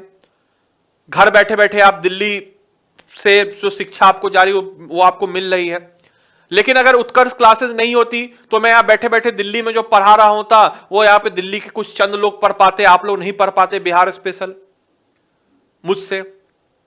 तो यही कारण था कि मिडिलमैन आ गए, मर्चेंट्स आ गए, व्यापारी आ गए और जो चीजों को बेहतर किए। बार्टर सिस्टम जो है अब मनी इकोनॉमी में बदल गई, अब जो है एक कॉमन करेंसी होने लगी। रेगुलर सिस्टम टैक्सेशन का होने लगा, और जब राजा के पास पॉपुलेशन है अब वो ज्यादा टैक्स देगी। आज के डेट में भारत जो है हम कहते हैं कि चौथी या पांचवी बड़ी अर्थव्यवस्था है। क्यों? क्योंकि भारत की जनसंख्या इतनी ज्यादा कि वो टैक्स देती है कि भाई भारत सरकार की अर्थव्यवस्था बेहतर हो ही जाएगी, राइट। तो इतनी ज्यादा पॉपुलेशन में क्या राजा को टैक्स ज्यादा मिला, कर ज्यादा मिला, उस कर का इस्तेमाल करके उन्होंने अपनी सेना बनाई, सेना को डेवलप किया, और सेना को जब फर्दर उन्होंने डेवलप किया तो उन्होंने अपना जबरदस्त एक्सपेंशन किया। और जब वो एक्सपेंशन करेंगे तब मतलब अब यहां पे मोटा मोटी ये समझिए कि सब कुछ आपके लोहे पे डिपेंडेंट है। जिसके पास आयरन होगा वो एग्रीकल्चर अच्छा कर पाएगा, इसको ध्यान रखिएगा। आयरन जिसके पास होगा वो आयरन के टूल्स बना के अच्छा एग्रीकल्चर करेगा, आयरन का वेपन बनाएगा। जहां अच्छा एग्रीकल्चर होगा वहां पे आबादी अच्छी आएगी, आबादी अच्छी आएगी तो टैक्स अच्छी होगी, अर्थव्यवस्था बेहतर होगी, और वो जो राज्य है वो आपके चरम सीमा पे अपने पहुंचेगा। ठीक है, तो इस तरीके से अब देखिए आप लोग थोड़ा इमेजिन कीजिए, मैं थोड़ा सा आगे आपको भी बताऊंगा लेकिन थोड़ा सोचिए, आयरन सबसे ज्यादा कहां मिलता है आज के डेट में? तो आप बोलेगा सर ये राजस्थान कहता हूं, झारखंड, उड़ीसा और ये छत्तीसगढ़, ये वाला एरिया, राइट। अब आप देखिए मोस्टली अगर आज भी देखा जाए तो ये वाला एरिया हम कह सकते हैं कि भाई आयरन वाला एरिया, ये वाला एरिया आयरन प्रोन एरिया है। अब आप देखिए कि ये जो आयरन वाला एरिया है, इस आयरन का जहां पे खदान है, इस खदान के आसपास सबसे नजदीक कौन सा महाजनपद है? मगध। अब आपको उस सवाल का जवाब मिल गया होगा कि वाई मगध? इन 16 महाजनपद में से मगध ही क्यों, बाकी और कोई क्यों नहीं? मगध ही पे क्यों इतना बड़ा साम्राज्य बना? इसका जवाब आपको मिल चुका होगा, लोहा। ठीक है, आइए अब स्टार्टिंग से हम लोग बात करते हैं, जो हम लोगों ने 3 महाजनपद जो हमारे यहां बिहार में है उसके बारे में चर्चा करते हैं। बट उसके पहले विदेह के बारे में चर्चा होनी चाहिए, क्योंकि विदेह हालांकि फर्दर जाकर के इसको यह महाजनपद नहीं था, यह जनपद था जो कि आपके वज्जी महाजनपद में था। एक वज्जी महाजनपद का क्लैन था, विदेह क्लैन, जिसको मिथिला कहते हैं। लेकिन इसका इतिहास बहुत पुराना है, मतलब सबसे पहले आर्यंस यहीं पे आते हैं। विदेह जो है आपके इक्ष्वाकु के पुत्र निमि, इन्होंने इसकी स्थापना की। और निमि के बेटे थे मिथिजनक, निमि के बेटे थे आपके मिथिजनक। और ये जो मिथिजनक थे इन्हीं के नाम पे पड़ा इसका मिथिला नाम। ठीक है, और ये मिथिला की स्थापना होती है। और इन्होंने एक टाइटल लिया जिसका नाम था जनक, और मिथिला के सारे राजाओं को जनक ही कहा जाता है। और टोटल मिथिला पे यानी कि विदेह पे टोटल आपके 53 राजाओं ने रूल किया, 53 राजाओं ने रूल किया, ठीक। और 53 राजाओं में से 23 नंबर के राजा थे जिनका नाम था आपके सिरध्वज जनक।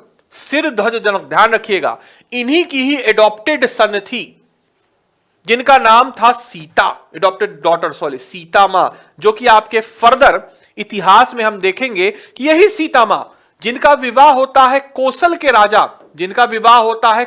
राजा दशरथ के पुत्र श्री राम से, जिनको फर्दर हम लोग देखिएगा कौशल महाजनपद, कौशल के राजा दशरथ जिनके पुत्र थे श्री राम, जिनको फर्दर श्री राम भगवान के नाम से हम जानते हैं, अयोध्या के राजा, और इनका विवाह होता है, मैट्रिमोनियल अलायंस होती है जिसका जिक्र हमें रामायण से प्राप्त होता है, ठीक है। तो ये थी आपकी विदेह की कहानी। Now next is Vajji. Vajji जो है ये आपके 8 क्लैंस का, यानी कि वज्जी जो है दुनिया का पहला रिपब्लिक है। वज्जी जो है दुनिया का पहला फर्स्ट रिपब्लिक यानी कि पहला आपके गण राज्य, यानी कि यहां पे जो क्लैंस थे, छोटे छोटे क्लैंस थे, छोटे छोटे आपके ग्रुप्स थे, वो ग्रुप्स आपस में मिल करके, यानी कि 8 जो आपके क्लैंस थे वो आपस में मिल करके, 8 जो कुल थे वो आपस में मिल करके डिसाइड करते थे कि उनका राजा कौन बनेगा।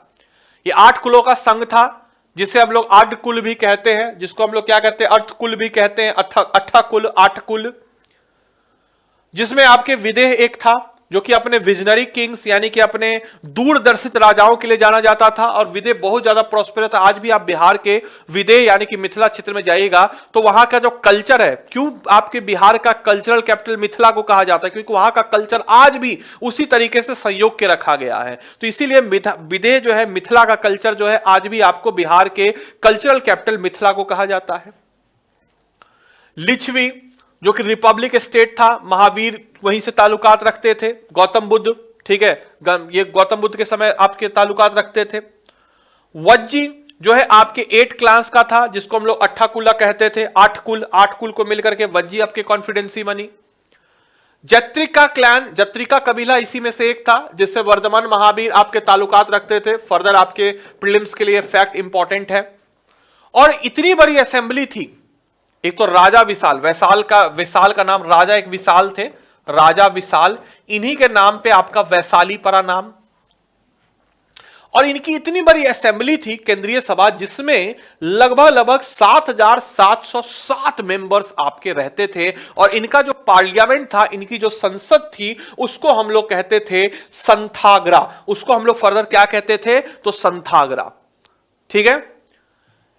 और फर्दर आने वाले वक्त में अजातशत्रु जो कि आपके हर्यंक वंश का दूसरा राजा था, सेकेंड किंग ऑफ हर्यंक वंश, या हर्यंक वंश हम लोग अगले टॉपिक में देखेंगे प्री मौर्य पीरियड में। सेकेंड किंग ऑफ हर्यंक वंश अजातशत्रु, बिंबिसार का पुत्र, ये इसने वज्जी को अपने मगध में मिलाया। मगध का राजा था, हर्यंक वंश मगध का साम्राज्य था। विद द हेल्प ऑफ आपके उनका एक मिनिस्टर था जिसका नाम था वास्कर, इन्होंने वज्जी को आगे जाकर के फर्दर डिस्ट्रॉय किया। इन्होंने 2-3 हथियार का इतना खतरनाक इस्तेमाल किया था जिसको आपको कहते हैं रथामुशाला।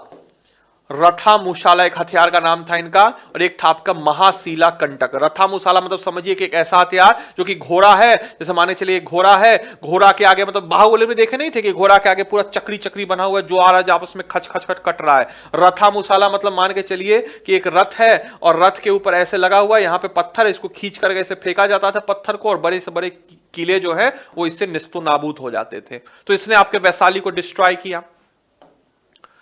खाली उसमें जब हम लोग वो पढ़ेंगे तो वहां पे अच्छे से पढ़ेंगे कि आखिर क्या क्या कारण था।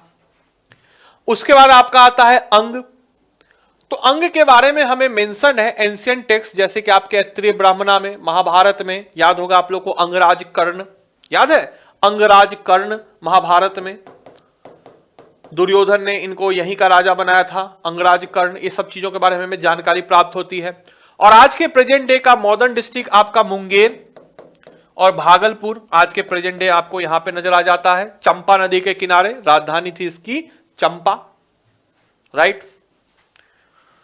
इसके अलावा ये जो है अपने वेल्थ और कॉमर्स, धन और वाणिज्य काफी ज्यादा जाना जाता था, काफी ज्यादा अपने धन और कॉमर्स के लिए जाना जाता था। क्योंकि देखिए होता क्या था, समझिएगा ध्यान से, उस समय के जो पोर्ट्स होते थे, उस समय के जो जहाज होते थे, वह ऐसा नहीं था जैसे मान के चलिए कि आज के डेट में आपको जैसे मान के चलिए ऑस्ट्रेलिया है, ऑस्ट्रेलिया से आपको जाना है मान के चलिए कि ये सऊदी अरबिया, तो डायरेक्ट आप यहां से शू करके चले जाइएगा, ठीक, ऐसा आज के डेट में होता है। लेकिन उस समय के जो जहाज थे वो फर्दर ऐसे जाते थे, ध्यान से समझिएगा इस चीज को, कि उस समय के जो जहाज होते थे वो ऐसे नहीं जा पाते थे। तो कैसे जाते थे वो, तो कोस्ट आपके पकड़ पकड़ के, जैसे मान के चलिए लेट अस सपोज कि एक जहाज है जो कि ये जावा सुमात्रा से आ रहा है, सुमात्रा इंडोनेशिया का पार्ट है, तो ऐसे आएगा, डायरेक्ट नहीं जा पाता, जैसे कोस्ट को पकड़ेगा, ऐसे कोस्ट को पकड़ पकड़ के एक कोस्ट को पकड़ा, एक कोस्ट को पकड़ा, ऐसे ऐसे ऐसे ऐसे ऐसे ऐसे ऐसे ऐसे ऐसे ऐसे ऐसे होते हुए अरब तक जाएगा। आपको देख रहे हैं, ऐसे ऐसे ऐसे होते हुए आपके अरब तक पहुंचता था ऐसे।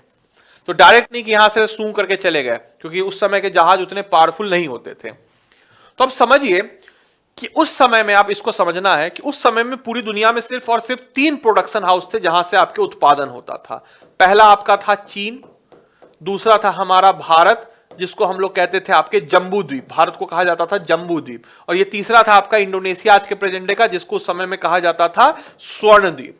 तो स्वर्ण द्वीप से कोई भी सामान जो आ रहा है और भारत में प्रवेश करना चाहता है, तो पहले यहां पे आएगा कोलकाता पोर्ट पे, राइट, कलकत्ता का आज का जहां पे बंदरगाह है वहां पे आएगा, और यहां पे गंगा नदी के सहारे, मतलब हुगली नदी से होते हुए गंगा नदी में होते हुए आपके महाजनपथ में एंट्री करेगा। अब ध्यान से समझिए, अब ध्यान से देखिए, अब इसको ध्यान से आप देखिए, इसको अगर आप लोग ध्यान से देखेंगे तो आप पाएंगे, इसको मैं समझाता हूं कि अब ध्यान से आप देखेंगे कि गंगा नदी से अगर कोई एंट्री कर रहा है तो सबसे पहले जो पहला राज्य जो सबसे पहले आपका आ रहा है वो कौन सा आ रहा है, सबसे पहला राज्य कौन सा आ रहा है, अंग। तो अंग के पास सबसे ज्यादा अच्छा माल आएगा, और इसके अलावा अंग जो है सबसे, जो वहां पे उसका टैक्स, टोल टैक्स वो लेगा, अंग जो है टोल टैक्स लेगा। टोल टैक्स क्यों लेगा, क्योंकि सबसे पहला वो आ रहा है और अच्छा सामान वो रखेगा। तो ऑब्वियस सी बात है कि किसी भी राज्य में कहीं पे भी किसी भी महाजनपथ में आगे फर्दर सामान जाना हो तो अंग से होकर के ही गुजरेगा, और अंग इसीलिए काफी ज्यादा आपके धन और वाणिज्य में आपके अच्छा था। और इनके जो मर्चेंट्स थे वो रेगुलरली आपके स्वर्ण भूमि, जिसको हम लोग आज के प्रेजेंट डे का इंडोनेशिया कहते हैं, वहां पे वो विजिट जो है आपके किया करते थे। ऑलराइट, आइए आगे बढ़ते हैं। Now next is Magadh. Magadh के बारे में हमें कहां से जानकारी प्राप्त होती है दोस्तों, तो मगध के बारे में हमें अथर्ववेद, अर्थवेद से हमें जानकारी प्राप्त होती है।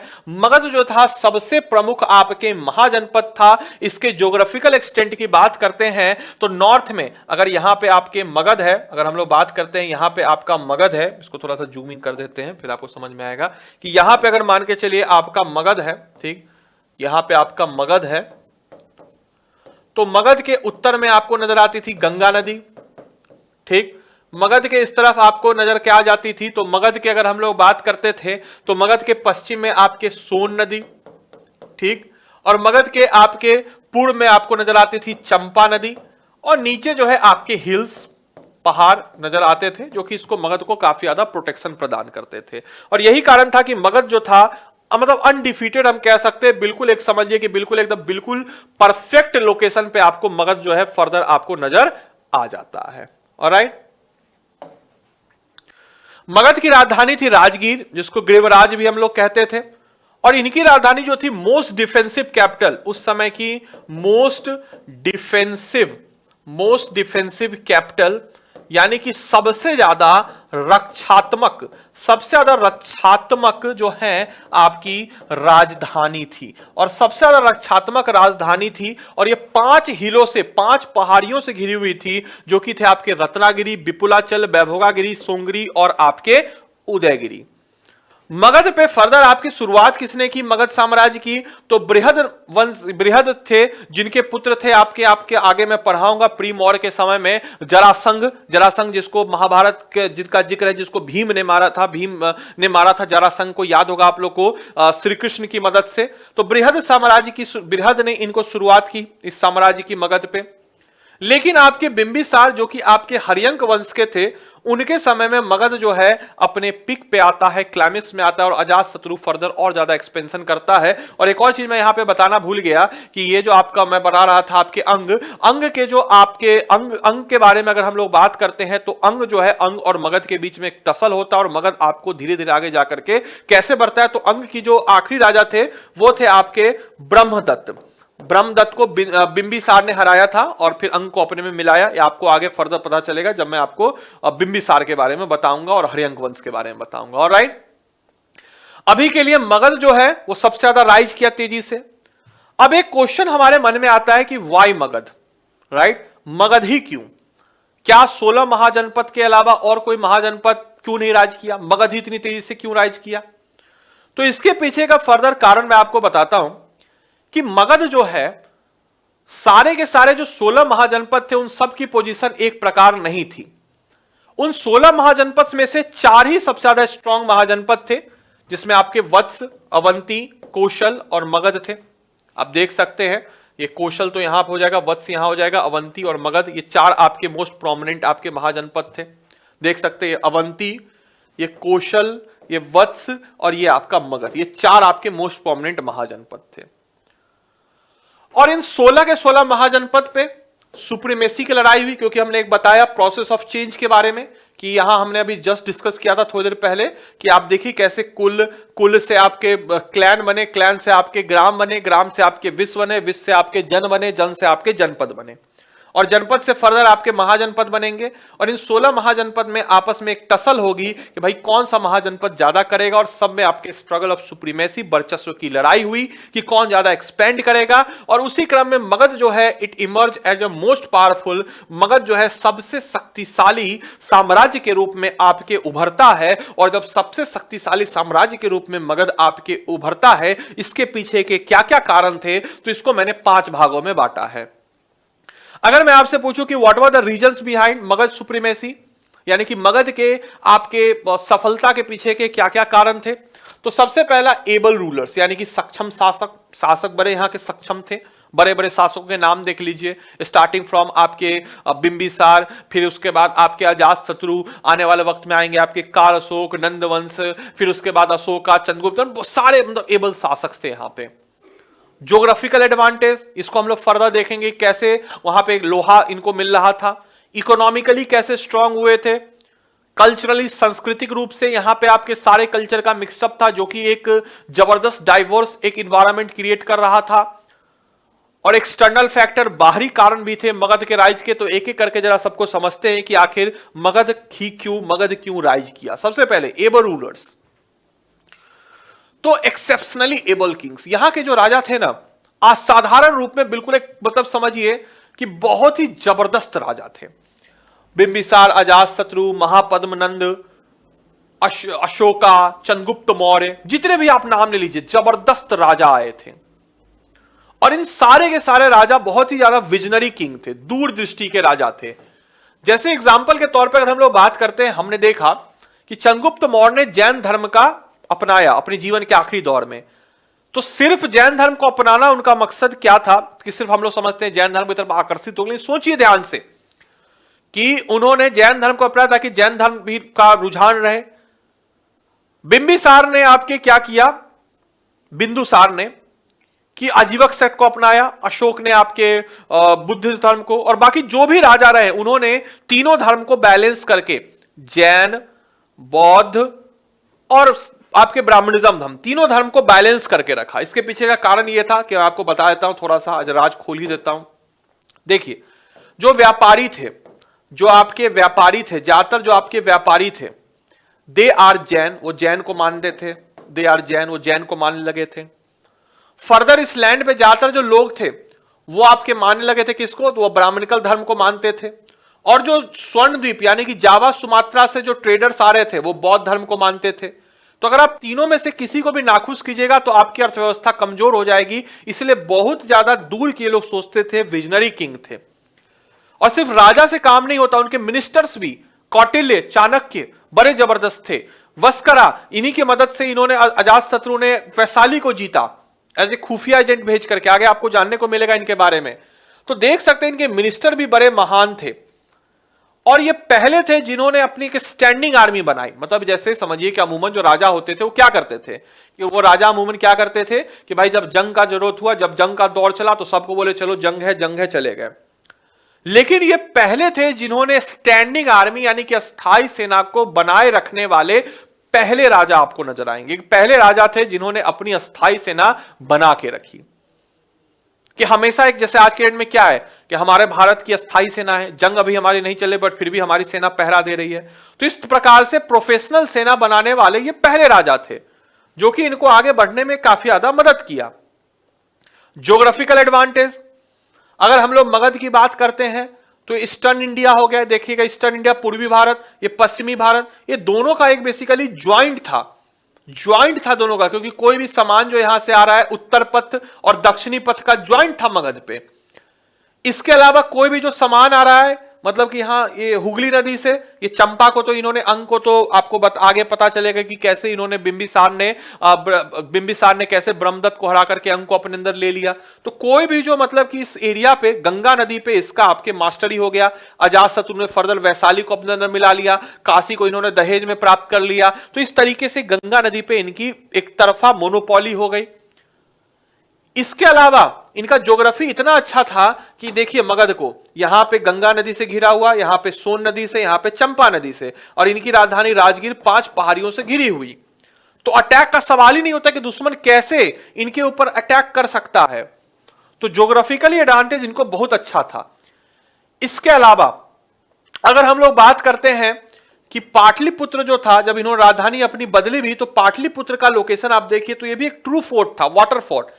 एक तरफ देखिए सोन नदी से प्रोटेक्टेड, दूसरी तरफ गंगा नदी से। तो उस समय दूर से पता चल जाता कोई दुश्मन आ रहा है तो, और दुश्मन जब तक नदी को पार करता तब तक अटैक करके खत्म, क्योंकि नदी पार करना आसान नहीं होता था।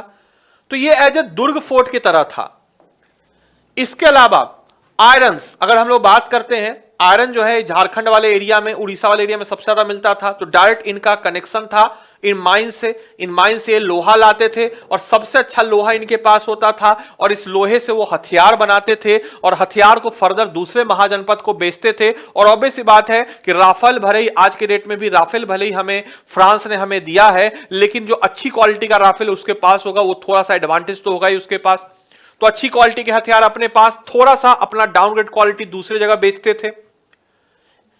और इसके कारण उनके पास जबरदस्त इकोनॉमी, पैसा लगाया, सब कोई मगध का दोस्त बनना चाहा। एग्रीकल्चर टूल्स यानी कि कृषि उपकरण, उन्होंने जबरदस्त कृषि उपकरण में भी जबरदस्त उन्होंने लाया, इस्तेमाल किया कि लोहा मिला, लोहे से कृषि उपकरण बनाए। और खेती उन्होंने जबरदस्त की, क्योंकि जब उन्होंने वैशाली यानी कि वज्जी महाजनपद को लिया, जो कि आज के समय का भी, अगर बिहार की हम लोग बात करते हैं उत्तर बिहार की, तो पूरी दुनिया में one of the fertile land है, बहुत ज्यादा उर्वरक जमीन, खेती अच्छी हुई।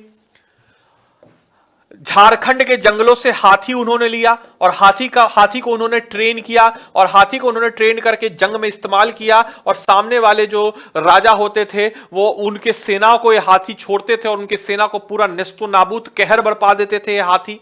तो हाथी का भी इस्तेमाल उन्होंने किया, क्योंकि उनको झारखंड से काफी अच्छे हाथी मिल रहे थे। तीसरा कारण इकोनॉमी, अर्थव्यवस्था। पॉपुलेशन, जनसंख्या बहुत ज्यादा थी, विशाल जनसंख्या। अब इतनी ज्यादा जनसंख्या होने के कारण ये जनसंख्या आपको कर यानी कि टैक्स काफी अच्छी देगी, और टैक्स जब काफी अच्छी देगी तो राजा का जो खजाना है या जो शाही खजाना है वो आपके भरेगा, रॉयल ट्रेजरी जो है वो आपका भरेगा। और जब रॉयल ट्रेजरी आपका भरेगा तो राज्य आपका ऐसी मजबूत होगा, और राज्य जब मजबूत होगा तो राजा उस पैसे का इस्तेमाल राज्य के एक्सपेंशन में कर सकता है, राज्य के वेलफेयर में कर सकता है। जमीन बहुत ज्यादा उपजाऊ थी, खेती बहुत अच्छी होने लगी, वेरी फर्टाइल लैंड। अब हायर टैक्स रेवेन्यू, टैक्स। अब देखिए आज के डेट में भी आपको टैक्स देने पे क्यों इंसान को बुरा लगता है, क्योंकि अगर मान के चलिए कि आज के डेट में ही सरकार आपसे टैक्स 50% ही ले और सारी चीजें सस्ती कर दे। जैसे आप लोग देखते होगा आपके दादाजी वगैरह जो होंगे, उनकी कमाई ज्यादा नहीं था बट फिर भी उन्होंने जमीन बहुत सारा ले लिया। हम लोग की कमाई ज्यादा है बट फिर भी हम जमीन उमीन नहीं ले पा रहे, कोई इन्वेस्टमेंट नहीं कर पा रहे, क्योंकि महंगाई बहुत बढ़ गई है। तो टैक्स देने में बुराई नहीं है, भले ही सरकार उसके बदले हमें बहुत सारी चीजें मुहैया कराए, सुविधा प्रदान करे, रोड्स दे, नेटवर्क दे, और बहुत सारे जो वेलफेयर काम करे। तो टैक्स काफी अच्छा मिलने लगा। आयरन माइंस था, लोहे की खदान से लोहे के हथियार, एग्रीकल्चर टूल्स बनाते थे जो कि फर्दर ये लोग इस्तेमाल करते थे अपने एक्सपेंशन में। और अपने प्रोडक्शन में। वाटर हाईवे बन गया था, ये आज की डेट में जो नेशनल वाटरवे नंबर 1 राष्ट्रीय जल मार्ग नंबर जो के प्रयागराज से हल्दिया तक जाता है, उस समय सोचिए कि मास्टरी था इस पूरे एरिया में इसका। गंगा के ऊपर पूरा एकाधिकार था। बंगाल पोर्ट पे सिर्फ और सिर्फ इन्हीं का अधिकार रह गया था, तो ज्यादातर जो सामान आता था वहीं से आता था, सबसे ज्यादा टैक्स इन्हीं को ही वो पे करते थे। इसके अलावा मेन ट्रेड रूट जो है उत्तर पथ दक्षिण पथ सब पे इनका कंट्रोल हो चुका था धीरे धीरे करके, और इस तरीके से उनकी अर्थव्यवस्था ने जबरदस्त तरीके से रफ्तार पकड़ी। और यह मगध के उदय का कारण नंबर 3 था। पहला एबल रूलर सक्षम राजा, दूसरा ज्योग्राफिकल कारण, तीसरा इकोनॉमिक कारण। Now fourth one is culture. आप जब मगध में देखते हैं तो यहां पे आपको 3 कल्चर नजर आते हैं, जैन मुख्यतः, बाकी तो बहुत सारे हैं, बुद्धिस्ट और ब्राह्मणिकल यानी कि सनातनी। और इन तीनों कल्चर का, या हम ये कह सकते हैं कि इसको 2 कैटेगरी में बांटते हैं, ब्राह्मण्स और नॉन ब्राह्मण्स। इन दोनों कल्चर का जबरदस्त इंफ्लुएंस था, और इंफ्लुएंस होने के कारण मगध का एक अपना इंडिपेंडेंट कल्चर डेवलप हुआ, जो कि इंडिपेंडेंट कल्चर डेवलप होने के कारण जो पूरे देश में अभी भी रिजिड माहौल चल रहा था, यानी कि कर्मकांड रिचुअल, जिसके कारण बहुत सारा कर्मकांड करना चल रहा था, जो बिल्कुल एकदम कठोर कानून था, वो यहां पे थोड़ा सा लिबरल हो गया। और जब लिबरल हो गया तो व्यापारी के लिए बहुत फायदा हुआ, आम लोगों के लिए बहुत फायदा हुआ। और इस फायदा होने के कारण इसी क्षेत्र में जब बुद्धिज्म जैनिज्म का राइज होता है तो ये बहुत सारा अर्थव्यवस्था को रफ्तार देता है, और अर्थव्यवस्था को जब रफ्तार देता है तो उसके बाद इस क्षेत्र में काफी ज्यादा मतलब समझिए विकास होता है, क्योंकि नियम कानून थोड़े से लिबरल हो गए, आसान हो गए। जैसे बलि देनी है तो बलि देने के कारण क्या होता था कि भाई जानवरों की कमी होने लगी, जबकि इस एरिया में वो प्रॉब्लम नहीं हुई, क्योंकि यहां पे आपके दोनों का एक मिक्सअप इन्फ्लुएंस कल्चर था। और दार्शनिक क्रांति जैसे कि आपके महावीर या आपके गौतम बुद्ध हुए, इन लोगों ने जबरदस्त इस एरिया में लाया, एक इंपेरियलिज्म साम्राज्यवाद की ओर लेकर के गए। और इसके अलावा फर्दर अगर हम लोग बात करते हैं एक्सटर्नल फैक्टर्स की, अगर हम लोग बात करें यानी कि बाहरी कारणों की अगर हम लोग बात करते हैं, तो इस एरिया में हम पाते हैं कि बहुत सारे आपको यहां पे बाहरी कारण नजर आ जाते हैं। जैसे कि उस समय में फॉरेन इन्वेजन्स यानी कि विदेशी आक्रमण का खतरा, एर्केमीडियंस 6वीं शताब्दी ईसा पूर्व और मैसेडोनियंस 4वीं शताब्दी ईसा पूर्व में भारत के इस नॉर्थ वेस्ट बॉर्डर पे यानी कि उत्तर पश्चिमी सीमा तक आ गए थे। अब जिसके कारण लोगों को लगने लगा कि अगर हम एक नहीं हुए तो ये हमें खत्म कर देंगे। जैसे आज के डेट में भी जब कोई भी बाहरी ताकतें हमारे यहां आई है, चाहे आपके मिडाविल हिस्ट्री में, चाहे मिडाविल हिस्ट्री में नॉर्थ वेस्ट से आपकी बाहरी ताकतें आई हो या अंग्रेज आए हो, उन्होंने हमें बांटा है और हम बटे हैं तभी हम खत्म हुए हैं। लेकिन ऐसा नहीं था कि हम बोलते प्राचीन भारत में कोई इन्वेजन नहीं, इन्वेजन यहां भी हुए लेकिन उस समय हम बटे नहीं थे। तो प्राचीन भारत में भी बाहरी ताकतें आने लगी, तो हम लोगों ने सोचा यार हमें एक सेंट्रलाइज्ड ताकत की जरूरी है, एक केंद्रीय ताकत की जरूरी है। और केंद्र का नेतृत्व कौन करेगा? तो मगध करेगा। और मगध जब केंद्र का नेतृत्व करेगा तो लोगों के अंदर भावना आने लगी कि हमें एक होना चाहिए, और मगध उसको लीड करेगा, जिसके कारण भी मगध जो है इतना बड़ा सुपर पावर बनने में कामयाब होता है। तो इन 5 कारणों को हमने बहुत ही अच्छे तरीके से समझा। अब फर्दर अगली क्लासेस में हम लोग प्री मौर्य पीरियड यानी कि मौर्य काल से पहले के जो साम्राज्य थे उसको हम लोग पढ़ेंगे। बाकी आप लोग सारे के सारे लोगों से रिक्वेस्ट है कि आप हमारे फर्दर जो आपके कंटेंट बीपीएससी एग्जाम्स के हैं उससे रिलेटेड आपको कहां से मिलेगा तो उसके बारे में चर्चा करूंगा। लेकिन यह वीडियो आपको कैसी लगी इसके बारे में जरूर आप लोग सब लोग कमेंट करेंगे, जो लोग इस वीडियो को देख रहे हैं, और वीडियो को लाइक करना, चैनल को सब्सक्राइब करना ना भूलेंगे। इसके अलावा जो भी कंटेंट बीपीएससी से रिलेटेड है, हमारे बीपीएससी उत्कर्ष करके आपको टेलीग्राम पे चैनल मिलेगा, फेसबुक पे चैनल मिलेगा, इंस्टाग्राम पे चैनल मिलेगा। डिस्क्रिप्शंस में आपके दिए गए हैं लिंक, इसको आप डायरेक्टली ज्वाइन कर सकते हैं। क्लास की पीडीएफ आपको यहीं मिल जाएगी, ये सबको आप डायरेक्टली ज्वाइन कर सकते हैं। और सारे के सारे लोग इस वीडियो को देखने के लिए बहुत बहुत शुक्रिया। उम्मीद करेंगे कि आपका ये टॉपिक क्लियर हो चुका हो, और आने वाले वक्त में हम लोग फर्दर ऐसी बहुत सारे टॉपिक्स को लेकर के आगे बढ़ेंगे। जो हमारे ये बोधि बैच है, इस बोधि बैच में जो आप लोग के लिए निःशुल्क क्लासेस हम लोग मुहैया करा रहे हैं 70th बीपीएससी के लिए, इसमें हम आपको मुहैया कराएंगे। और आप लोग अपनी प्रतिक्रिया जरूर बनाए रखें और क्लास को शेयर करना ना भूलें, क्योंकि आपकी ही प्रतिक्रिया जो आप लोग इसको देखते हैं, पसंद करते हैं, उसी हिसाब से फर्दर हम लोग आगे प्लान्स वगैरह करते हैं। बाकी जुड़े रहिए, चैनल पर नए हैं तो सब्सक्राइब कीजिए। और अंत में मैं आदित्य वैभव आप लोगों से आज की इस क्लास में करता हूं अलविदा। Bye bye, take care, thank you and thanks for watching this session.